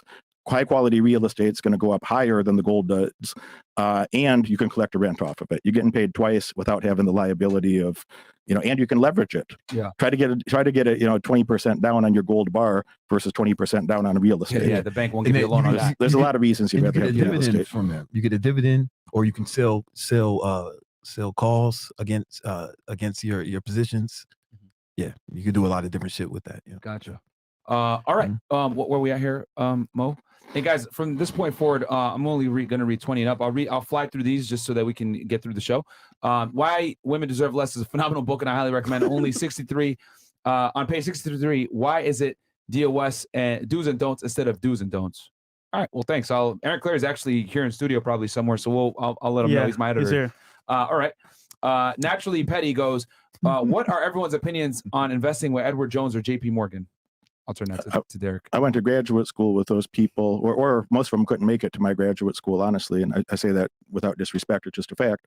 And they don't know shit. If they knew something about money, they'd be a bit too busy making money to go be getting you middle class returns. Most of them are going to track the S&P 500 market. They're in the business of being marketers and getting assets under management so they can charge a management fee. They're not in the business of helping you make a lot of money because they don't even know how to do it by themselves. If they did, they'd be running a fund and they wouldn't have time to have that job. Index funds get better returns than some of the best, financial advisors. Like it's amazing how the index funds literally destroy the people that manage accounts every time. You're better to buy the index fund, save the management fees, and carry on with your life if you want to do a very conservative vanilla investment. Absolutely. Okay. What's everyone's opinions on investing with? Oh no, read that one. Thomas Hobbs goes, been a fan for a while. First super chat, bought the book digital and paperback, got an all white hoodie on the way. Do you guys meet and greets in Florida? We will do one in the future. We got NASA Habsy goes, W to Chris, appreciate that. Nixon P goes, currently at the gym, no music, fresh fit only. That's what we're talking about, W, man. Smart man. Smart man. OnlyFans subscriptions silently kill wealth. Yes, they do, my friend. We're actually going to talk about that. Don't worry. Next, we got Austin K, $100 goes, Navy sub vet here. Thank you for your service. Been watching this show for about a year now. And y'all have really helped me open my eyes. Just got accepted into a real estate apprenticeship program with Freedom Mentor. Thanks for the inspiration. Good stuff, man. Good job, you can never bro. go wrong with real estate, in my program, man, the fucking military guys, they always seem to do super well, and or even law enforcement, like you were one of the star students. There's something about like either military or law enforcement. They seem maybe you could speak to why, right? I never discipline is a cornerstone of the profession. You know what I'm saying? I think so. They just and probably just a little tougher than the average civilian. And they can follow a regiment. Yeah, they can. They're used to following follow orders. Another thing too, they're receptive to criticism, instruction, no matter how fucked up it sounds. Like you're not going to make it in law enforcement if you have thick skin. They're going to make fun of you. They're going to haze you. I don't care what nobody says. Every agency, whether it's local, federal, municipal, whatever, they're going to haze the fuck out of you when you first get on the job. Military, same exact thing. And they're okay with getting shit on in the pursuit of improvement. We always get super excited when the military or law enforcement guys join because they have thick skin, man. Yeah, it's just I know they're going to succeed. Okay, appreciate that, my friend Austin K. Shout out to you, my friend. Thank you for your service. Then we got here, the masculine investor goes, a key that opens all locks is the master key. Locks opened by many keys as a shitty lock. RSD Derek. Wallen, shot calling, flexing on the haters, vegan gains. All right, cool. Appreciate that. Schmitty goes, bought a car, couldn't afford it, so I brought it back and paid it off over 2 years. Brought my credit score to 525, started watching you guys, and now it's up to 693. Good stuff, my friend. Also got rid of a girl who didn't like y'all. Don DeMarco, I got you, man. Fuck that bitch. Good job, man. That comes into... This guy's making a lot of improvements in his life. Absolutely. And that comes back to what we said, man. It's surrounding yourself with successful people. Guys, a lot of times your girlfriend might not be one of those people that needs to be in your circle. Income Tools goes, I started upgrading my program like Brandon told me. Woke up to one of my clients making more money. This panel has helped me a lot in business and life. This money goes towards F&F and thought repellent. I appreciate it, my friend. Come on, yo, shout out to Income Tools, man. He be on I do a podcast at 7 every Tuesday. Yes. You know what I'm saying? Victory Talk. And the Income Tools is always on there, man. So shout out to him. Yeah, we had a great discussion on your podcast as well. We're trying to get fresh on there, man. Even on our call, we did in the CEO Network. You covered time management. That was powerful, brother. Oh, they learned so much from that call. I was glad to help, man. I was glad to help. Brandon. Top only, 220 Canadian show. Show me forward today. W Brandon, W Moneyberg, WFNF. Yo, Brandon, we're the thought repellent at them. Them thoughts been ramping up lately. Doctor said that's the only cure to my problem. Thought influx disorder. This just a little contribution to production and research. Shout out to y'all. I appreciate it, my friend. What they're saying is, when they're talking about thought repellent, we're developing this product called Thought Repellent because we've been working on it for a long time, still in research and development. Because once you start really balling and shot calling, right, you don't have to. You're not one of these guys like, how do I get girls? How do I talk to girls? Nah. No, it's like it's too many girls. No más chicas, por favor. Right? You want them to stay off. It's a spray. Yeah, it's going to be a spray where you can put on and it'll repel thoughts for 6 to 12 hours. That's what we're working on. You know what I'm saying? But we because they'll fuck your whole shit up, man. It's in the Bible, chapter 1. That's how it starts. Chapter what? Yeah, man. Book of Genesis. Yeah, man. You're right. He's right. She was talking to another nigga. She was talking to this motherfucking dude dude said, hey, your husband's a bitch, man. He won't even eat the apple. And you know what I'm saying? That's why you don't let you. That's what Moses was trying to teach us. That you can't let your girl talk to other guys. I learned a lot about spirituality on this show. I'm glad. I'm glad. It's the Old Testament. Listen, right?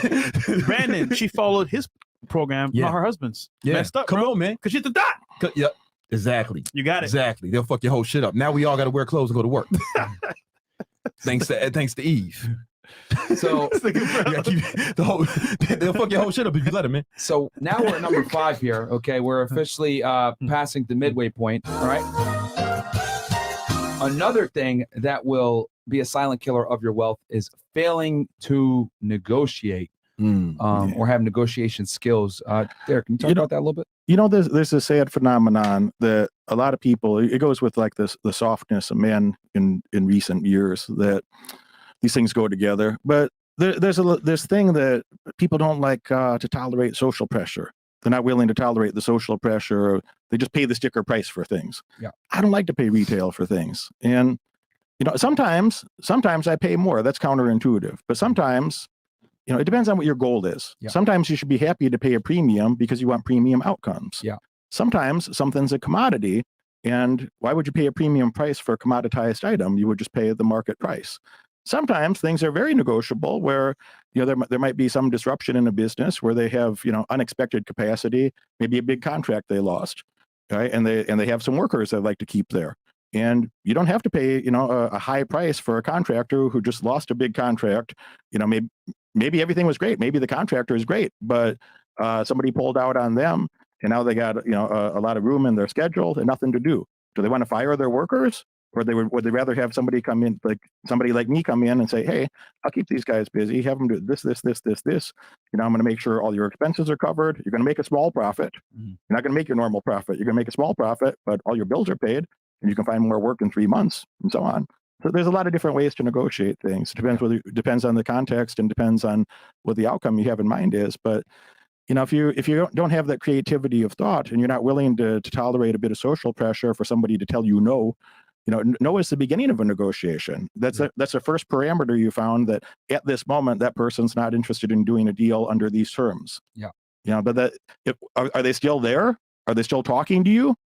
All right, then there's an opportunity perhaps. So if you're not willing to negotiate, you by definition you're going to have to settle for less instead of earning more. That you're going to overpay for things. You're going to have a lot of missed opportunities, and it's even as simple as going to talk to a girl. That's a different type of a negotiation. Like, you're just going to be the guy that like watches pretty girls walk by your whole life and you don't go talk to her. You don't go see if there's a good opportunity between you. It's the same thing in business in both those contexts. So a person that's afraid to negotiate, a person that's anxious to hear the word no, you're going to settle for a lot less in life than you could have. And in the 10 Commandments, I spent 5.5 hours.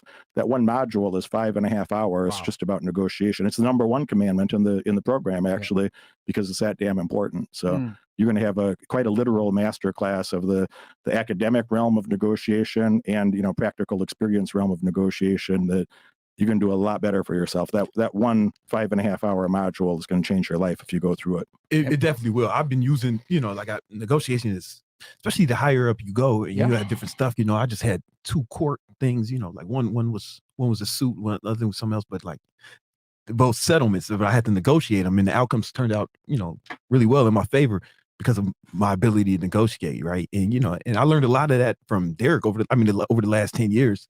We just you're gonna learn that shit. You know what I'm saying, off each other. And because only time I wear suits are for court, funerals, and fresh and fit. You know what I'm saying? So I was wearing a suit all last month, man, because I had 2 court things. Like, nobody was suing me or nothing, of course not, right? But sometimes you got to sue motherfuckers. I think that's a good point. It's, sometimes you definitely got to do it. Sometimes you got to get your sue on. You know. I think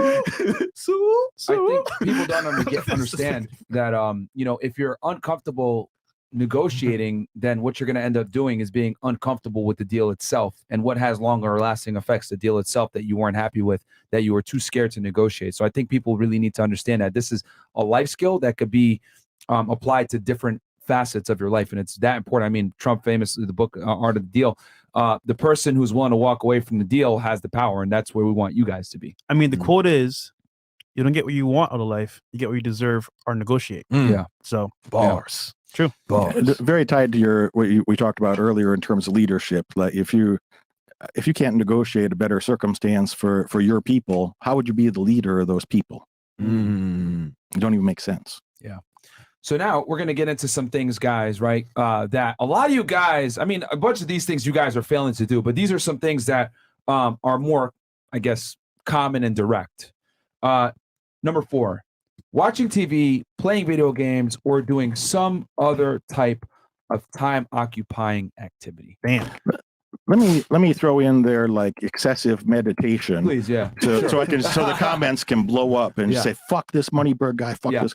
Let me throw in excessive meditation there too. So any of these things that are a fucking waste of time. All right. Do I hate meditation? No, I don't hate it. But like, if you're doing that, I hear people say this stuff like, oh, it calms my nerves. It lessens my anxiety. You know where else will lessen your anxiety? Getting a lot of fucking money. More money. Ask yourself if you were already a person who accomplished some of your biggest goals, and you're now in a position to set even bigger goals, and maybe you had, I don't know, $25 million in assets laying around. Would you have more anxiety or less anxiety if you had, not that you're an anxious person, I don't see you that way, but if you had an extra 25 million in the bank, like, would that, calm any worries or concerns you have? Absolutely. Yeah. Do you think your viewers maybe like having, an extra few million or few tens of millions, what would help you more, meditation or just doing the shit you need to do to go be successful? Yeah. To be a fucking winner, to be a fucking champ, to be the person that you know that you could be. So I think any of these distractions of, excessive meditation, video games, time, all the time waste and this OnlyFans chumps, all these things. Like, what are you guys doing? I mean, thank you for your sacrifice. I mean that. I mean that from my heart. Like, thank you for your sacrifice for being so irrelevant in the business world and in the dating market that we could all stand out so spectacularly in comparison to your weak ass. But it don't have to be that way. There's a few of you that like, I mean, man, if you knew better, you'd do better. And like, we'd be happy to help you with that. But you got to want to help yourself, man. No, Bruce Lee said, if you love life, don't waste time, because time is what life is made of. Yeah. You know what I'm saying? Seriously. So like, it's time is your life. So how you manage, like you said, I talked about time management to your group, your inner circle. Yeah. So I'm like, yeah. And it was, it's the most important thing, right? Because when I think about making money, it's tied to time. Yeah. It's tied to time, right? When people say work smarter, not harder, to work smart, you need leverage. Yeah.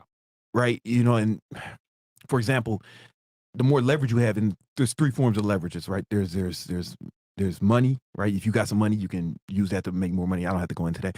Media, right? You guys can make a bunch of money because you have this big media presence, and then there's skills, right? Like if you have like high level skills, right? You can make a lot more money faster, but more money versus the amount of output. For example, my top salesperson made $300,000 last year, right? Mm-hmm. But the worst salesperson on the team, and he's not bad, right? But just out of the team, he made $100,000, right? But they worked the same amount of time. It's just one had superior skills, Yeah. right? So skills is a form of leverage, because passive income, like when you say it, you still got to put some work in, Of course. right? Like you make money off real estate, but you had to do the home inspections. You had to go get the loans, go talk to bankers and shit. Yeah. So the money You have to do a lot of work up front to make it passive. it's still work, right? It's Yeah. you still exchange some time for the money. So the more I always think about how I can make more money per hour that I put in. You get what I'm saying? Like, and when you're at the low level, you can't work smart if you ain't got no leverage, right?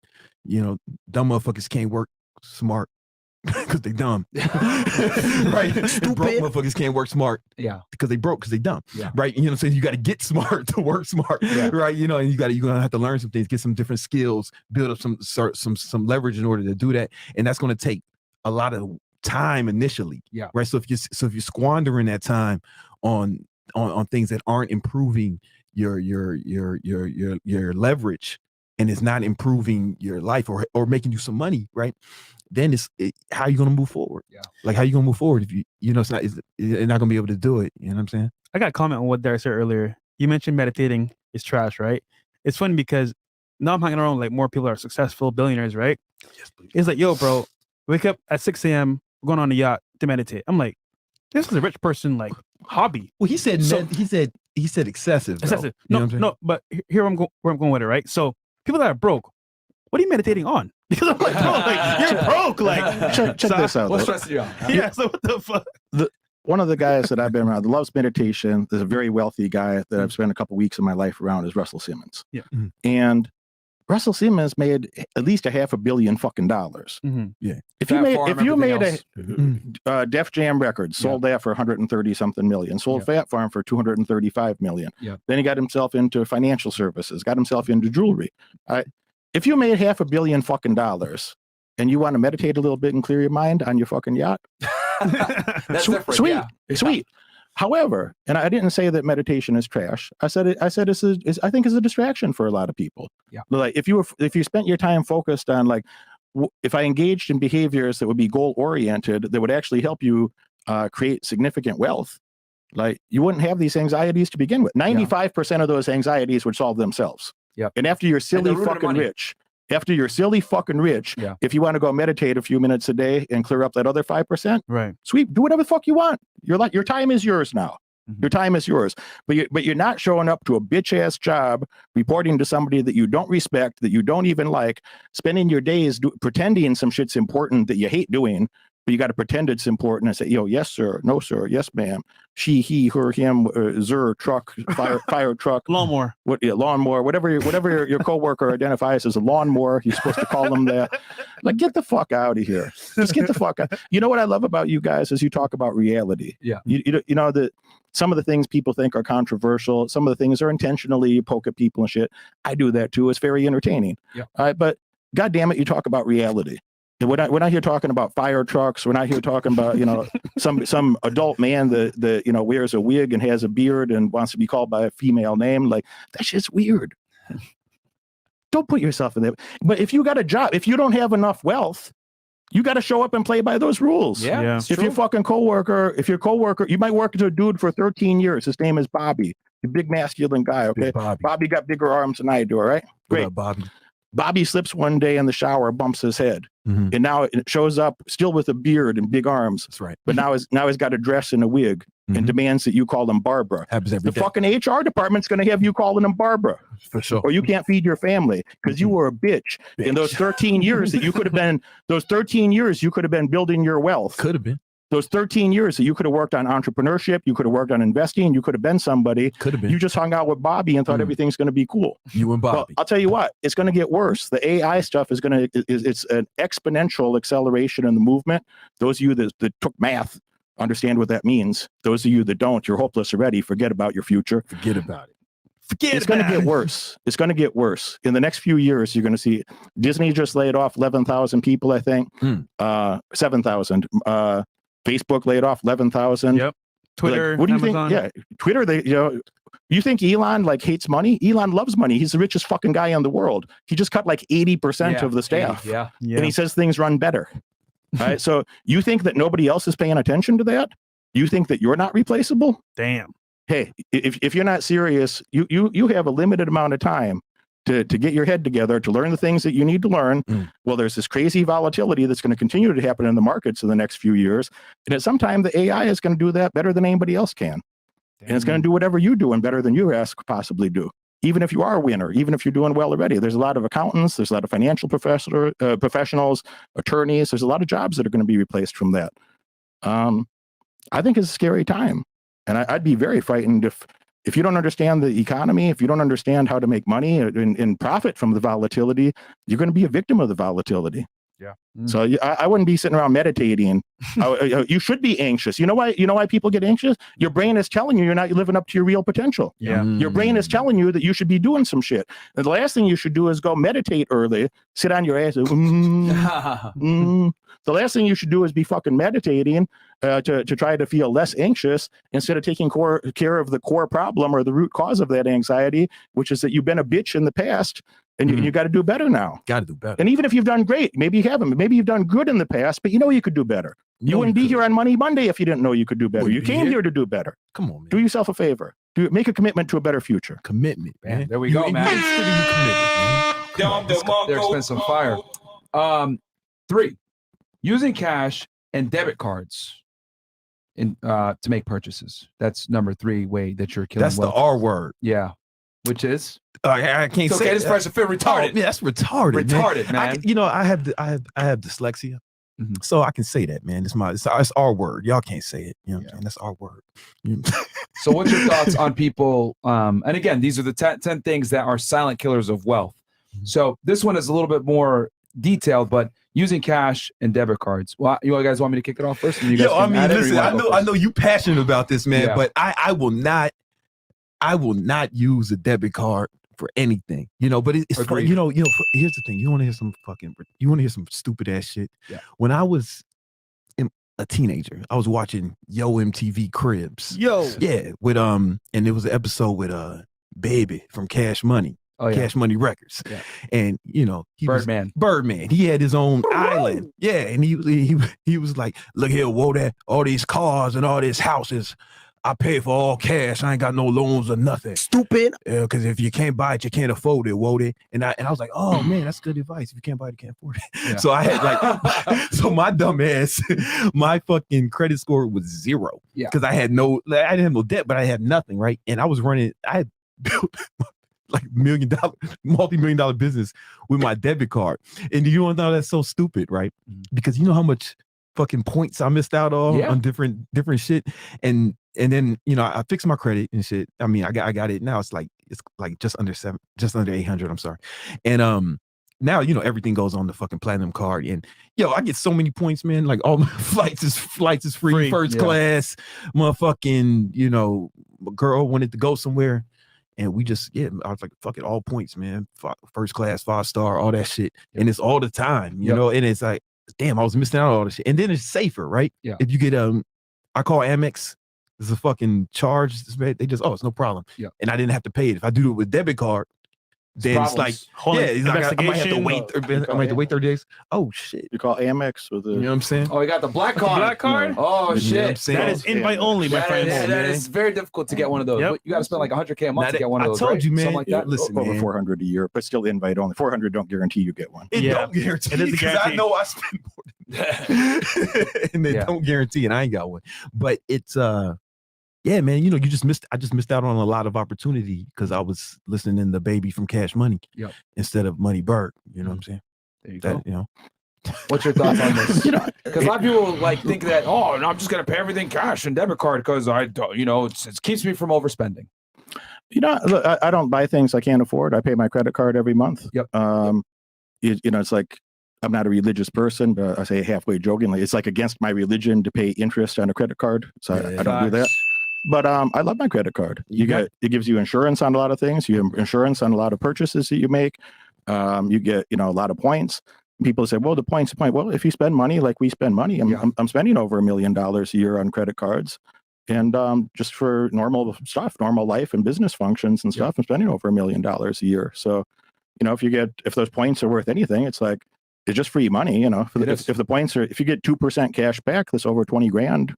Yeah. Like we don't pay no 20 grand is 20 grand. I'm not paying any interest on it. It's you not gotta pay costing me. Amex off every month. And you gotta pay off full every month. For people that maybe don't understand the credit card business, is like the credit card companies are charging the merchants that you work with, the service providers that you work with. They're paying, a 3% fee to those service providers. And so, the store might get 97%, the credit card company gets 3%, and they give you 1 or 2% cash back for, facilitating that business for them is an incentive to do more volume through those cards. So you're really just getting, you get 2% cash back. Anybody with a decent credit score could get 2% cash back. Yep. And, it's over $20,000 a year for me and free money. Yeah. It's money that I was spending anyway. And again, you also have, if you use a debit card and there's some fraud or some problem, it's your money. It's already gone. If the credit card party is a third party in between, they insure a lot of things for you. If you buy a rental car, you get free insurance. You get free warranty extensions on things. So like, I don't really use those things much. I don't, when my it's not my go-to thought. If my iPhone breaks, I don't think like, oh, I wonder if my credit card company. But there's a lot of extra perks there. There's no downside, and there is upside. So why not do it? Yeah, absolutely. And I think the biggest thing why it's a silent killer of wealth is that you're missing a fantastic opportunity to build up your credit, which will then allow you to procure real estate, right? To procure land, to procure these things that actually build wealth. But a lot of the guys, they'll be 25, right? Because they just paid with everything cash, debit card, and then they have zero credit and they can't actually buy assets like real estate that will go long-term towards building wealth. Yeah. And I didn't think about that. I didn't even think about the credit score. My credit score is about 810. Yeah. Is 807 on one platform and 810 on a different platform. Yeah. I know there's 3 of them. I don't know what the third one is, but I imagine the same. Yeah. But you build your credit score also when they see that you spend a lot of money, but you pay it every month. Then is so, and that does make a difference, that you're going to get lower interest rates. You're going to have availability of credit to go buy real estate or anything else that you might want. And you're going to get lower interest rates too, because you built your credit score over a long period of time. Yeah. So that's probably more important than that 20 grand that's a year. why I think, and that's why I say it's a silent killer, because people don't even see the negative ramifications of not using credit cards and how that could fuck them up. Because let's say your credit isn't as good as it could have been because you didn't use credit. Well, now you're getting a higher interest rate. The higher interest rate is going to eat into the cash flow that you probably would have had you done a little bit of more work and just use a credit card, get your credit score up. Credit score is higher, lower interest rate. Now you enjoy more cash flow from buying that property. Hell, a good credit score, guys, can make a deal worth it versus not worth it. That's a fact. True. And another part that I didn't realize this back when I was running my business on debit cards like a dummy is, you start paying for ads, right? And, I know how to run ads and shit. So the ads were profitable, but I had to pay for that with my own cash. Yeah. Right. But I pay for it with the credit cards money, and then, the ads pay for themselves. I make the money, right? But I didn't use my own money. Yep. So now I can use my own money make money somewhere else. Bam. You get what I'm saying? So now I'm making money twice as fast because of that leverage. Yeah. Does that make sense? Other people's money, man, is so you do it in real estate, you do it with credit cards. It's really it's amazing to be able to use other people's money. Obviously, you have to be responsible. Yeah. Right. But it can really allow you to put multiple hands out there in different cookie jars to earn money. Then you can honestly, you spend the money anyway. Yeah. Similar will get points for it. And then perks. I remember before I was using my debit card, went to Vegas to the what's it called? The Bellagio, got a free night, and I got an upgraded room and $100 credit to the hotel using my credit card. Yeah. Okay.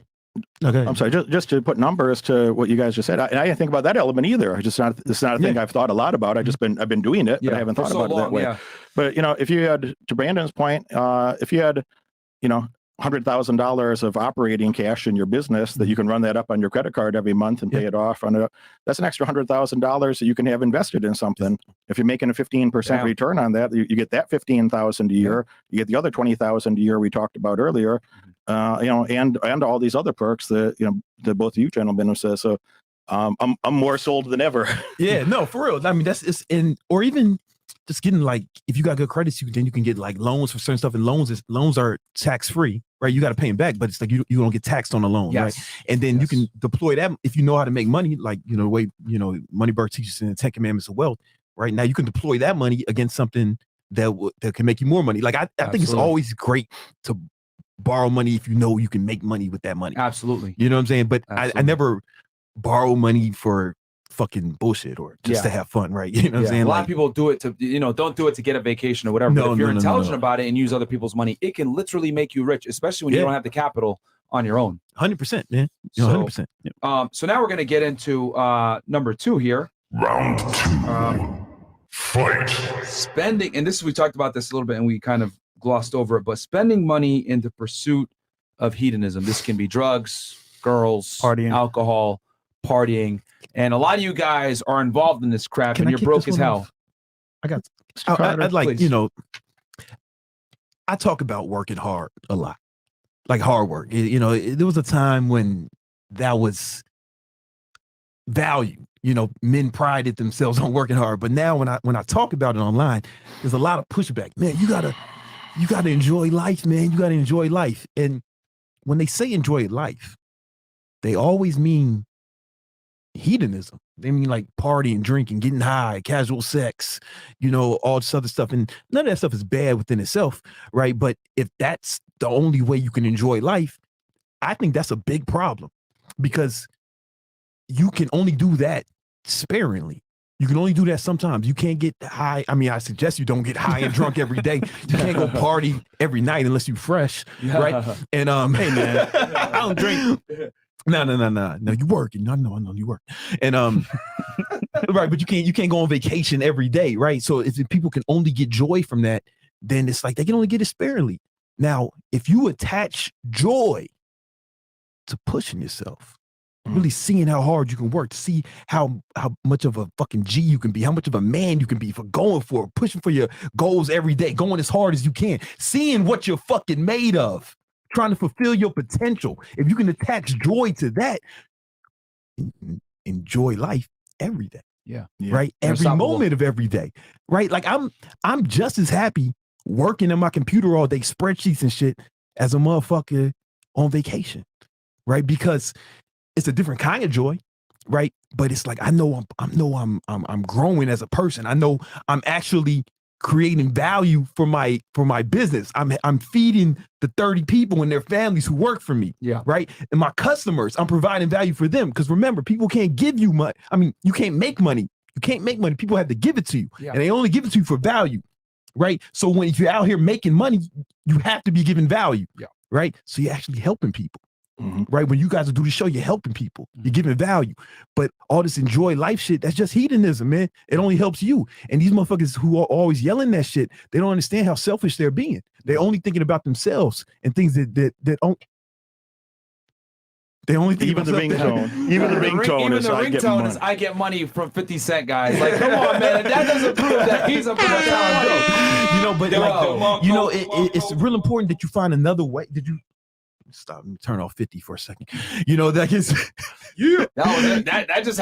that just goes to show you guys the dedication to becoming successful and making money. His ringtone is I get money by 50 Cent, guys. Like, you literally have to indoctrinate yourself to become successful. You know, like, because if you can really fall in love with just chasing victory, you know, seeing what you're made of, really pushing yourself every day, you know, like even when I'm doing something fucking difficult and when it gets and I want to quit, I think about, oh, this is when a soft ass motherfucker would quit. Good point. This is when he would stop. And I get a certain weird joy out of pushing myself past that, because I know I'm separating myself from these weak motherfuckers, you know. And if you can really fall in love with that, then you can have joy every day. You can really enjoy life every moment. Every day can be a victory. But if the only way you associate pleasure and enjoying life is with hedonism, then you always be chasing Ace, that. Right, real quick, Mo. This guy fucking says, "Stop worshiping money. That's hedonism." That's the dumbest comment I've ever seen right here. Stop worshiping money. That's hedonism. Look at the man. No, it's freedom, dummy. It's called freedom. Yo, man. It's called freedom. You can tell that nigga broke. Yeah, you can tell. Listen, man. Here's the thing: to make a lot of money, you have to abstain from hedonism. Exactly. The fuck are you talking about? You gotta focus. You know, listen, man. Listen. Dumbest If I wasn't serious about my money, my son wouldn't be in one of the best private schools in his state, right? He wouldn't be. He's fucking in kindergarten, reading at a second grade level, doing math at a second grade level, because I was able to hire tutors for him. Yeah. You know what I'm saying? I put him in the best position to succeed. You know what I'm saying? It's like money. You need money for that shit. Yeah. Like, you know, I don't understand. Like, if you don't love money, then it stands to reason you don't want the best for your family. Yeah. You don't want the best for your kids. I mean the best for your kids. I'm not saying your kids got to be good. I'm talking about the best. Yeah. The best. There's a big difference between your kids are okay surviving on the bus with you, right? You know what I'm saying? Or in the best. Yeah. Right. There's a big one. My son ain't never going to hear, oh, I can't afford it. Look at a fucking child's mind. I might say no, right? That's powerful. People don't understand how powerful that is. Fucks with people, bro. That stands with you for the rest of your life when they say we can't afford that. Yo, because especially your kids' minds, it goes in their subconscious mind, you know, and their brain is still developing, and they're going to think, oh, I can't afford it. We can't afford it. And then he says, they say we can't afford it, right? So they start to think of themselves as a broke boy from a child, right? Why would you put that shit in your fucking kid's mind? You can say no, right? But all my son know was private schools, private planes, first class. That's all he know. You know what I'm saying? But he also knows work hard, right? Because, you know, after school he's got his fucking school programs. We got his fucking math tutors. We got his reading tutors. You know, shit, man. I had the motherfucker learning Spanish You know, when he was, I hired a nanny when he was born. And I told him, yo, don't speak to this motherfucker in English. You know what I'm saying? Hablar español para niño ahora. And he, you know, the motherfucker speaks Spanish a little bit, right? You know, and it's just, you know, without money, man, you can't afford that shit, man. Yeah, you know, like I don't know, man. I want the best for my son. I don't want him to be good. I want the best for him, and that's gonna cost money. That baby. Georgetown study is really revealing. Yo, that's real shit. Like that's crazy that an incompetent person from a rich family has a better chance at life than someone that's highly competent that comes from poverty. You can Google that. University of Georgetown. They did. Even Hunter Biden got money. Hunter Biden got money, man. Come on, man. You know what I'm saying? Y'all already know what time it is with that one. I would never want to have to say to my family, I would feel like not a man, feel in a terrible adjective. Okay. Yeah. I would feel terrible. Imagine like you got a couple of kids and your kids are going to school and they see the resources that other men are providing their family. And imagine your son comes home and says, you know, Daddy, are we poor? Are we poor? How come the other kids in school got the nice shoes? They can afford all the gear to be on the football team and wrestling and these other extracurriculars. You know, some of the guys on the team, they got private coaches like Derek Moneyberg. They got private coaches that world champion athletes like Derek Moneyberg to help them be on the team and accelerate. Like, Daddy, can I have a private coach? I said, no, son. Your dad's been a stupid trick. Nah. Your dad lived his life like a stupid trick and didn't pay attention to Money Monday when he should have. I wanted to enjoy AI, life. AI took my job. I was enjoying life playing video games, smoking weed, and looking at OnlyFans like a trick. And now we're poor. And broke. And your destiny is to be dumb like your dad. Yeah, man. You see, so imagine if your children came. Imagine your daughter came home. You had little daughter came home. You know that you made with your ugly wife because you weren't going to have the best wife. Come on, man. With a mediocre work ethic, you weren't going to have the best wife. Nah, man. Daddy, she said, Daddy, how come all the other girls at school are so much prettier than my sister and me? Yeah. Daddy, how come when you go to work, the neighbor guy comes over and, you know, mommy massages with his tongue? Like, you're going to have to answer some hard questions. Yeah. You're going to have to answer some. I just wouldn't want to be in that position, you know? Yeah. So regarding like this hedonism idea, like, I don't know, man, you know, there are plenty of people you could say, Derek, you used to be fat. Yeah, I used to be. Derek, you this, you that. Derek, I know you used to drink sometimes. I seen you in the club with the vodka. Yeah, I used to go have 5 or 6 of them if I felt like it. But you know what? I'd wake up the next day. I'd work 7 days a week. And I'd wake up the next day and I'd go get more money. And I wake up the next day and I keep working on my business and I keep educating myself. I've been 14 hours a day ain't nothing to me. I don't mind working 100 hours a week. You know, in that 2020, when everybody else was depressed, when everybody else was staying at home with a diaper on their face, waiting for the mainstream media telling them it's okay to take the diaper off and breathe fresh air again. I wasn't waiting for that. I was not participating in that. And instead, you know, I was buying real estate. I was buying real estate in downtown Chicago at a time that the city was on fire. That if I looked out my window from far above, if I could see down through the clouds, there were police cars on fire just out in view of the properties. Damn. There were police cars on fire, turned upside down. There was looting going on all over. And my the protests, I remember. Yeah. And my brain says, this is a great time to buy real estate in this city. Everybody's leaving. Yeah. Prices are crashing. Great time to buy real estate in this city. So I made millions of dollars on that since then. I was buying stocks that were all on sale. There were so many things that were just deeply discounted and irrationally so. So when you guys were jerking off on OnlyFans, not all of you, and I don't want to be disrespectful to there's a lot of people here. You're here for Money Monday for a reason. There's a lot of people here that you're already doing well and you want to do even better. And those are the people that I respect, that I'm talking to in a kind way. But for the other people here that might have been touching themselves for looking at OnlyFans, playing with wearing a diaper on their face, waiting for the media to tell them it's okay to breathe again. That's right. You're not a leader. You're a hoe. And well, you were doing that. I was making tens of millions of dollars. Millions, man. And when somebody makes there's a lot of people that make great comments in here, but once in a while, somebody, that's you. Yeah, you think we don't know that's you, ho? Come on, man. You think we don't know that's you? You poor thing. You poor thing. Nah, man. So look, man, if I don't know. Well, you guys were doing nothing. Well, many of you were doing nothing. You've been to my place over there. Yeah. I was hanging out. I'd fly out to Vegas, first class or private. I'd be in a penthouse out there. I go back to Chicago, be in a penthouse over there. We was all over, man. I bought a bunch of homes and destroyed them. You've seen this shit. Yeah, no, I seen shit. I This is real baller shit. I spent $3 million to make an MMA gym and a weightlifting gym. So, you want to talk about, resource allocation or hedonism. In my retirement years, now that I'm an old man and I have enough money that my money makes me money, I don't have to work for money. I literally just do things I enjoy. So then I start taking up more fitness and MMA stuff. But I spent $3 million in a gym and I have the best coaches in the world. It's like ridiculous. You'd have to go look at my YouTube for this to make sense. Like I literally have a better MMA coaching team than like MMA champions have, because I can take people from any of the gyms. They got to go train at one gym, maybe two.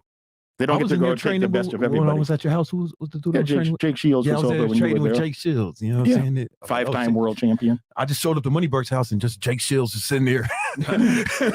Like, oh shit, all right, it's different. I'm just saying, summarizing some of the things you talk about, like, your peer group that you're going to have, the type of woman you're going to have, the sort of lifestyle you're going to have. If you can't delay gratification, if you can't say no to some of that hedonism and, make investments in a better future, how would you have such a bright future? How would you have the best possible future if like you're out drunk, you're masturbating, you're medicating, you're meditating? Come on, man. Don't get yourself into the 3 M's: meditation, masturbation, and medication. Don't get yourself trapped in the 3 M's. Just go do some productive shit. Go be a motherfucking winner. Go get your ass on the 10 Commandments of wealth, and learn something. Or just enjoy life. Just enjoy life, party, man. You know what I'm saying? Just enjoy life. You only live once. You only live once. It's not all about money. All right. And then your son gonna come home. One day you're gonna have God forbid you have a son, right? And you tell him, man, you can do whatever you want. You can be whatever you want. They ain't gonna look at you. And he's gonna think one of two things. He's gonna be like, he's gonna either believe you that he can do everything he wanted, and he's gonna look at you like, damn, motherfucker, is this all you wanted?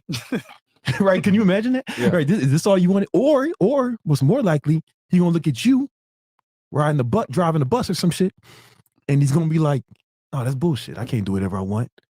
I'm just gonna drive one of the buses like that. You know what I'm saying? Or you can set the example, right? And it's like all this enjoying life shit, you're gonna tell your kids you can't afford it and you're not gonna be able to do shit for them, and because you wanted to party and bullshit. And I wouldn't be able to like look myself in the mirror. Like seriously, like all jokes aside, like as a father. Daddy, are we poor? You know what I'm saying? Are we poor? Yeah.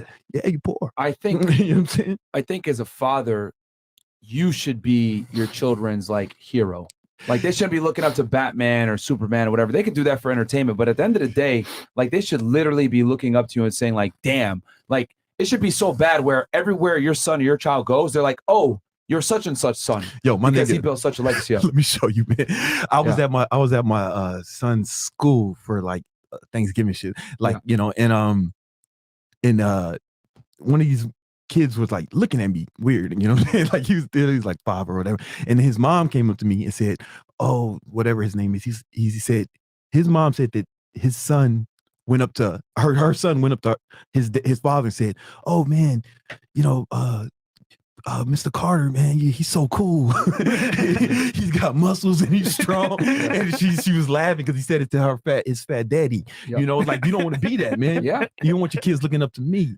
You know what I'm saying? That shit sticks with your kid, bro. When you're like a loser, people don't understand. Like the reason why I respect my father so much is because when I was a kid, I remember people didn't even know my name. They just knew I was my father's son. They addressed me by, oh, you're Alwood's kid. Oh, yeah, because my dad was the president of the Sudanese Association. He had a good reputation. So they didn't even address me by name or care to address me by name. It was my father. So I think that's the importance of building a legacy and having people respect you, but that comes from your accomplishments. And it's just like, your kid's gonna say, can I have this? Or can I go? It might even be, can I go to this college? Maybe your kid wants to go to college or something. Who knows what they want, right? Yeah. And if you can't, what do you say? You're gonna say, no, I can't afford it. Now you're gonna have to settle for something else. Yeah. The way I settled for your mama. Yep. That's why you look like that. That's why you look like that, man. Because I had to settle for your mom. She was like a 6. Yeah. That's the best I could do. You know what I'm saying? Because all the fucking You The hot daddy. girls with ballers. Okay. All Number right, one. so I'll hit these chats real fast, guys, and then we're gonna close it out here. And then we got Aaron Clay right after. Peter Rao goes, how do you surround yourself with successful people? I'm 26, make 25K a month, no job. I have no particular skill, just found a glitch in the matrix. I don't know what to talk to successful people about and where to find them. I see. You underestimate yourself, man. Don't talk like that. If you making 25K a month, the average American makes like 43,000 a year. A year. The average American has less than $1,000 in a bank account, man. Stop saying you ain't got no skills. You definitely got something going on. You know what I'm saying? Even if all it is your ability to find glitches in the matrix, that's valuable, man. Don't say shit about yourself. You don't want to be true, man. Bro, if you don't know, bro, get the course, man. Get some direction, or as well, join the CEO network. Simple. Yeah, man. Don't say shit. You're downplaying your success, bro. I got a mastermind group. We got a couple hundred members. It's expensive. I don't need to talk about it here, but they'll talk about the bullet points. Like, I built that group because I paid hundreds of thousands of dollars, over $1 million over time to be member of different groups. And, I didn't really find the people that I was looking for in those groups. And I thought, you know what, I'm going to go build that group. And it's why I talk the way I do to my audience. It's why I communicate the way that I do, that I want a very specific type of person there that's, doing well already, wants to do even better, high integrity, very high integrity, keeps his word consistently, very ambitious for the future. So there's a lot of people from a lot of walks of life in there. That some of them are, PhD nerds, some of them are entrepreneurs. There's a whole lot of range in between. Whole lot of balls. But there's groups like that out there, man. And I had to build my own because I didn't find what I was looking for. But take the first step. Get yourself in 10 Commandments today. Take the first step and see if that makes sense for you. If you like what you see in there, you'll see some of my mastermind members in there. There's about 20 interviews with some of them. There's more than 30 interviews with world champion athletes that won Olympic medals, that won UFC titles, Super Bowl rings, etc. People that I spent time with, and from my social circle that were personal friends that I asked to do interviews and share some of their stories of success, and to rub off on you the way they've rubbed off on me, that you can be a bigger winner too. So, and last is what Brandon said, like, don't beat yourself up like that, man. If you didn't accidentally make 300 grand a year, that's not true, man. That's not intentional. True. So keep doing what you're doing. When you can find that glitch once in a while, it's worth a lot of money. Get yourself on 10 Commandments. I'm happy to help you more. Bam. Brandon Rodriguez, and you make it 25K a month, bro. You're right in that target audience where you make a lot of money and you can scale up to the next level just by knowing a few extra things. So you're right there, dude. 4 people. Yeah. So you're literally 1 or 2 meetings away or 1 skill away from making 50K a month. Shout out to you. You're there because you're in a position where you have the excess money to invest in yourself to scale up even more. So that's a great place to be. Brandon Rodriguez just joined CEO Network, second order, nothing but positive productivity. Salute to every member. Shout out to y'all. Shout out to y'all, man. You're gonna hear me talk this week, right? This week. Bucks care. Do not be misled. Bad associations spoil useful habits. All right, cool. Hey, man. Thomas Hobbs. Oh, he has a question for me here. Question. I'm getting my degree in Arabic, Spanish, Japanese, and economics. I want to work for FBI, DHS, or another federal agency. I'm confident about a background check, but concerned about a polygraph. Any tips? The biggest tip I can tell you guys about a polygraph: sleep the night before. Fucking sleep. That's the biggest thing I could tell y'all. You can literally fail a polygraph off of not sleeping. Wow. Next one. Shay Yan Than. Hey, Myron, hey, Fresh. Please don't give up on YouTube. It's getting better with more improvements. They are slowly coming along the way. Don't worry about cancel culture too much, as long as you don't make too many one-sided polarizing statements. Talk to Penguin of ZO about this. Love you. Well, he's a clown. We don't fuck with him. Let's keep going. And then we got here Shay and Than goes, get Sneeko to contact Charlie for you guys. Bruh. Nah, bro. For what? Good, man. There's no... Good, man. All right. That was random. Okay, so we're here at the last thing here, guys. The final round here, as I would say. Final round. Not tracking your spending. Oh, my God. Budget. And real quick to recap right here. It was failure to surround yourself with successful people, failure to know probability, failure to understand economy, failure to market properly, failure to lead, failure to negotiate, watching TV, video games, or other time-consuming habits, using cash and debit cards to pay for things and not using credit, spending money in the pursuit of hedonism, and now finally not tracking spending. Take it away. If you're not tracking something, you don't know the data and you can't manage it. And not tracking, slacking. Imagine running any significant business and you don't have good accounting systems. You don't know where the money's coming from. You don't know where the money's going to. You can't run your house that way either, man. And no business could do that. You go bankrupt. If you didn't go bankrupt, then you you get some very suboptimal outcomes. And if you're doing that in your personal life, you got to know where's the money coming from, you know, so you can make a decision like what bills are worth maintaining to keep paying those bills, which things could be reduced or eliminated entirely. And I'm not really you know, the last question was about that hedonism. I'm not really part of this like austerity lifestyle that you should like struggle and be super poor. Make more money. Yeah. Just make more money. Yeah, make more money. I'm not going to tell you, hey, cut your bills, you know, be fucking cold in the winter and hot in the summer because you don't want to set the temperature the way you want. No, set the temperature the way you want to in your house, but make more motherfucking money. He's dead serious. But remember when I asked you about moving to Puerto Rico? I was thinking about moving to Puerto Rico. What you tell me, man? I probably said fuck Puerto Rico. But he said, listen, it's like a third world country. He said, Brandon, just make more money. And I was like, fuck, I'm yeah. If I moved to Puerto Rico, it was gonna save me 7 figures a year to go to Puerto Rico. Same. But I went to Puerto Rico. I went there and I spent 5 days there, and I'm like, nah, I'm not moving to a third world country. Facts, bro. It's very dangerous, bro. Nope. Mi gente más peligroso. Yeah. It's boring, bro. I was gonna go there with the government. It's very The answer to nearly every problem that you have in life is get more money. Yo, it's the answer to everything. Money solves all things. Ecclesiastes 10:19. If you have more money, you'd have more freedom. If you had more money, you'd have more freedom. You have the freedom to send your kids to the best school. Come on, you have the freedom to have the best coaches, trainers, best people in the world to do whatever you want to do. You know, the most important thing money buys you is your time. You don't have to spend time with people you don't want to. You don't have to spend time doing fake whack shit that you don't want to. You don't have to be agreeable with absurd things.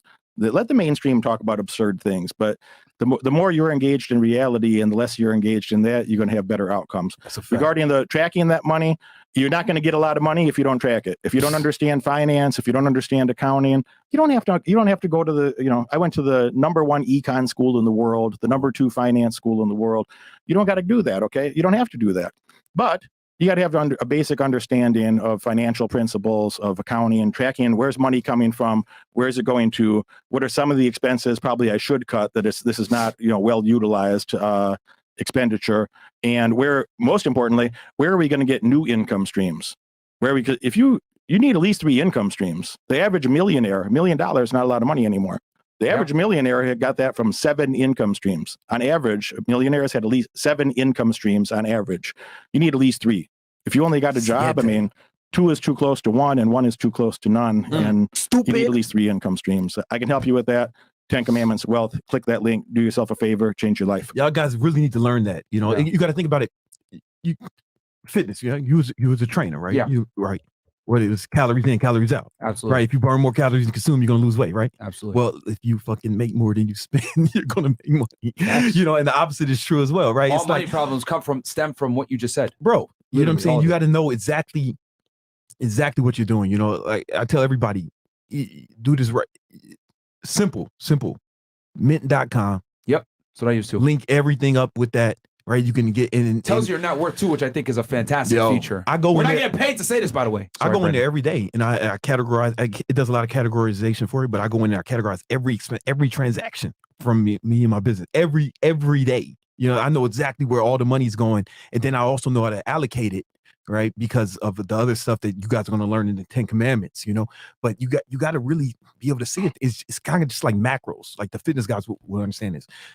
You got to, the same way you track your macros, the same way you track your calories, you got to track your finances, right? If you're not doing it, you're just not serious about making money. And if you don't know how to do it, then you're really behind the 8 ball, and you gotta learn that, you know. And there's a whole lesson in the 10 Commandments. One thing I seen come up on the screen that I think is hilarious and worth addressing is a guy says, "Don't love your money, give to charity." You know, let me tell you a story about that. I had the privilege when the man Jack Welch was still alive. Jack Welch was the CEO of General Electric. And at one time, that was the largest company in the entire world. It was 1% of the entire U.S. economy was General Electric when he was the CEO and chairman there. They owned NBC. So shout out to Jack Welch, rest in peace. But I got to meet the man when, you know, a couple of years before he passed away. I was in a small group with him, and he told this story. And he had like this kind of old man, rough Boston accent. He said, "You know, the trouble with these millennial kids, they want to give, but they haven't fucking done nothing yet." He's like, "That's if I show up in front of the people. I show up in a wagon. I got a horse and a wagon. I come in front of the people. I stand in the back of the wagon. I say, it's all for you. It's all for you. But the wagon's fucking empty." So you can talk all that charitable bullshit all you want to. You know, I don't go around talking about donations so much, but I've been the biggest donor to my school from anybody that I graduated with. I set up funds for, you know, one of my entrepreneurship professors from undergrad. When I graduated, I set up a scholarship fund for him. I donated to a lot of things. I don't go around and talk about it all the time. I don't need my name in a book somewhere because I donated. If it's something you care about, you don't even need the public recognition for it. You can do it. Yeah. But you know what you can't do? If you're a broke bitch, you're not going to be donating to nothing. If you don't go get some motherfucking wealth first, if you don't go create some fucking wealth, you're not going to be donating to nothing. And if you do, you're going to be stealing from your kids in the future. You're going to be sending them to a fucking public school instead of a private. They're not going to go to school with your kids. Nah. They're going to be with the other smart kids and your fucking broke ass overachievers. kids away from mine. All right, they're gonna be influencing them with that negativity. You keep your poverty ideas into your fucking in your little fucking slum or wherever bullshit you live in, your underachieving bullshit. So, hey, nothing wrong with charity. If you love something, support the things that you want to. Yeah, man. I'm not telling you donate, but you got to go fucking do something first. Well, Yeah. Derek, just to make this very clear, broke people can donate to Brokeback Mountain. Oh shit. That was pretty good, wasn't Ill it? joke. All right, whatever. Now I see what you did there. I'll say this too, because you guys mentioned Puerto Rico, which is really interesting. You guys mentioned that. We had Robert Kiyosaki on the show and Ken McElroy, and Big someone Rob. had mentioned the topic of Puerto Rico came up, and literally Kiyosaki said, "Fuck Puerto Rico. Like what? Yeah. Get more money. What that? Get more money. What the hell are you get more doing? money, man. Yeah. Trying to move over there and save on taxes when you can go ahead and buy assets Real that estate. lower your tax liability. Yeah. Why the fuck are you going to Puerto Rico?" And you know, and I had always like kind of thought that, like, man, I'm not going over there. You know 'Cause what? So many people do it, and there's so many influencers to go there. I'm like, why? Just lower your tax liability by buying real assets. Yeah. And or make more money, right? They Yeah. told me to Or make more money. And Yeah, then, you know, to your point, you know, my boy Jared, you know, who works for Cardone. Yeah. He texted me when he saw I was in Puerto Rico. He was like, bro, you ain't gotta do that shit. Yeah. You just get more, he said same shit, get more real estate, bro. Yeah. If they understood real estate, you wouldn't be down there. That's Yeah. what I'm saying. He was like, bro, you just gotta get more real estate. That's all you gotta do. Smart. So Yeah. that's kind of the thing. So they were laughing about that. So I was like, that Yeah. just brought back memories. But yeah, man, I mean, what doesn't get measured doesn't get managed, guys. If you don't track your money, which I like meant a lot Yeah. because it shows your net worth, and that's like a real time indicator. Like, damn, I'm poor, right? Yeah. And it'll probably give you a nice kick in the ass because you can see numerically where you're spending your money. And I'll tell you guys one of my hacks of how I kind of keep things nice and simple. You were talking before about the macros, right? Mhm. Protein, fats, and carbs. So I have a couple of different credit cards for different purposes. So I have a card that I use for Fresh and Fit Mhm. business expenses. Then I have an Amex that I use for my real estate business. Mhm. And then I have another Amex that I use for personal, whatever. And what I do is at the end of the year, I charge everything on my credit cards. Nothing ever goes cash or debit unless I absolutely have to. And then I'll make a note of it in my notepad if I do that. And then at the end of the year, I just literally print up each year summary report for each business and just give it to my accountant. Bam, he's able to do everything there because I charge it all on credit anyway. Yep. That's another reason why I tell you how to use credit cards, because it's easier to track, which is imperative when you're doing taxes, you're an entrepreneur, Instead etc. of saving all your receipts, Yeah, fuck that. you just use it on the credit card. Yeah, like, You want your receipt? You can do an end of year summary, literally all your It's on the credit expenditures right there. He takes that, boom, that's for the Fresh and Fit. And then I got one for real estate. Bam, he has that. And he's able to go ahead and put it into his QuickBooks. Done. Easy. That's another reason why I love credit cards. And Mint is owned by Intuit that owns QuickBooks. You know what I'm saying? Bam. So it's like they integrate as well, you know? It makes it super easy. That's the importance, guys, of using credit cards. And I tell you all the time, if you're going to be an entrepreneur, get a business credit card. Yeah. It's going to make life a lot easier for you for tracking your expenses. And these are all write-offs. Like the United States economy is built on the backs of real estate and small business owners. If you own both these things, you'll get huge tax breaks. So if you have a business, you can get enormous tax breaks off of writing things off. And how do you document that? Through your credit cards. Yeah. Yep. And it's all there for you. So you don't have to go and keep receipts like people used to do back in the Yo, day or this other fuck shit, right? Yeah, that's a fact. So, cool. What's up? Any other chats here before we close out? Nope. Okay. Cool. So, guys, I'll give you all the last word, man. Where can they find you and everything else? You can check out, if you look at Derek Moneyberg, spell it right, it's in the title correctly, DEREK MONEYBERG. You'll find me on my biggest platforms, Instagram, my favorite platforms, YouTube, because there's a lot of long form How many content on millions there. of followers you got on Instagram? I got about 4.1 million on Instagram. That's a good start. I got about 150,000 on YouTube. It's not for everybody. You know, I'm happy to help somebody that wants to help themselves. I'll shamelessly say one more time. It's like, there's hundreds of people, there's a few hundred people that from this show, from me being a guest on here a couple times before, made a commitment to come work with me. They had great experiences. you know, you were Fresh say earlier, never heard one bad thing from any of those clients that came over. I'm happy to help you, those of you that want to help yourself, but like, I can't push a loser up a mountain. I'm not trying to pull a bum up a hill. It's not really what I do, you know. But I am delighted, like the gentleman that would like to have a better social circle. If you want to upgrade your thinking, you want to upgrade your prosperity, you want to upgrade your social circle, I love to hang out with other people like that. I have thousands of clients that are like that. If you're a serious person, I'd love for you to be one of them. Click that link, check it out. It's going to change your life. Damn. Oh, man. And you know, you guys know where to find me, man. Brandon Carter, King Keto, Gymnasium Jesus. I'm on Instagram, King Keto, and you know, YouTube every Tuesday, 7 p.m. go live on YouTube, man. Victory Talk Podcast. Fire. It's picking up steam. You know, we pick Tuesday because that's the day the Fresh and Fit ain't on, right? So just come on over, man. Just come on over. Check it out. It's a good podcast. I actually watch it myself. Oh, hey, man. I actually do watch it myself. I was in there too. That's a More people testament need to to your watch that intelligence. stuff. Yeah, like people need to watch, like stop watching the fucking Kardashians and this mindless content on Netflix. And You watch should- They're Brandon rich. Carter on Tuesday. They're rich. You're Yeah, not. like, Jesus, man. Like, yo, it's amazing to me how people watch mindless content. And just so you guys understand, you don't have to buy the course, man. It's down there if you guys want to be serious. Obviously, it's for a certain demographic of person. If you don't want to, I hope you guys got value out of the podcast. No one's putting a gun to your head. But if you want to get to the next level, you got to invest. Guys, I spent, back in 2006, what did we meet? 2018. 2019. We met. I spent, I think, $5,000 or $6,000 with Brandon Carter. That $5,000 or $6,000 propelled to what you guys see fucking now. Boom. Yeah. All right. And that's way cheaper than $1,000, which is what the course is now. Come on, man. Like, I wouldn't be here now if I didn't take that plunge and spend that $5,000 to $6,000, guys. Hey, so man, you never know. You know what I'm saying? And more often than But you gotta not, invest in yourself. whenever man. it comes to like doing better in life, you'd be surprised. There's only one person that you need to meet to change your entire life. And it may cost some money to get through that barrier, but once you're there, that's all you need, my friend. Yeah. Yo, That's it'll all. take you to the next level. You know, to that point, man, like Derek, man, is like my brother. You know what I'm saying? Like my dog, you know, like he said he was gonna be on Fresh and Fit. And you know, I literally left a funeral early. You know what I'm saying? Hopped on a plane, you know, because to support my dog. It's like my brother, man, because and you know, I was already making a lot of money when we met, right? But what he taught me about investing, you know, I was investing all my money back in my business, you know, and just doing that. But when he started showing me about how to invest money, that's when my income just started to skyrocket. You know, it's like I owe a lot of that to him. You know, I went to school for business and I learned business and I did all that, but I didn't really know anything about the stock market or real estate or none of that. And all I do know about it, you know, I learned from Moneyberg. Yeah. And it really, you know, that's if you could just, you never know, man, what it might be something else that just like tweak something and, you know, it just take you to the next level. You know what I'm saying? Yeah. It's super important. Yeah, man. You know, like I said, whenever you pay the money, you pay attention. And like I said, I hope y'all got value out of this regardless. I did. But if you're serious, jump in there. I mean, hell, I was even fucking taking notes here. Yeah. So it is what it is. But yeah, guys, all their links below. Check them out. They're homies on the show, man.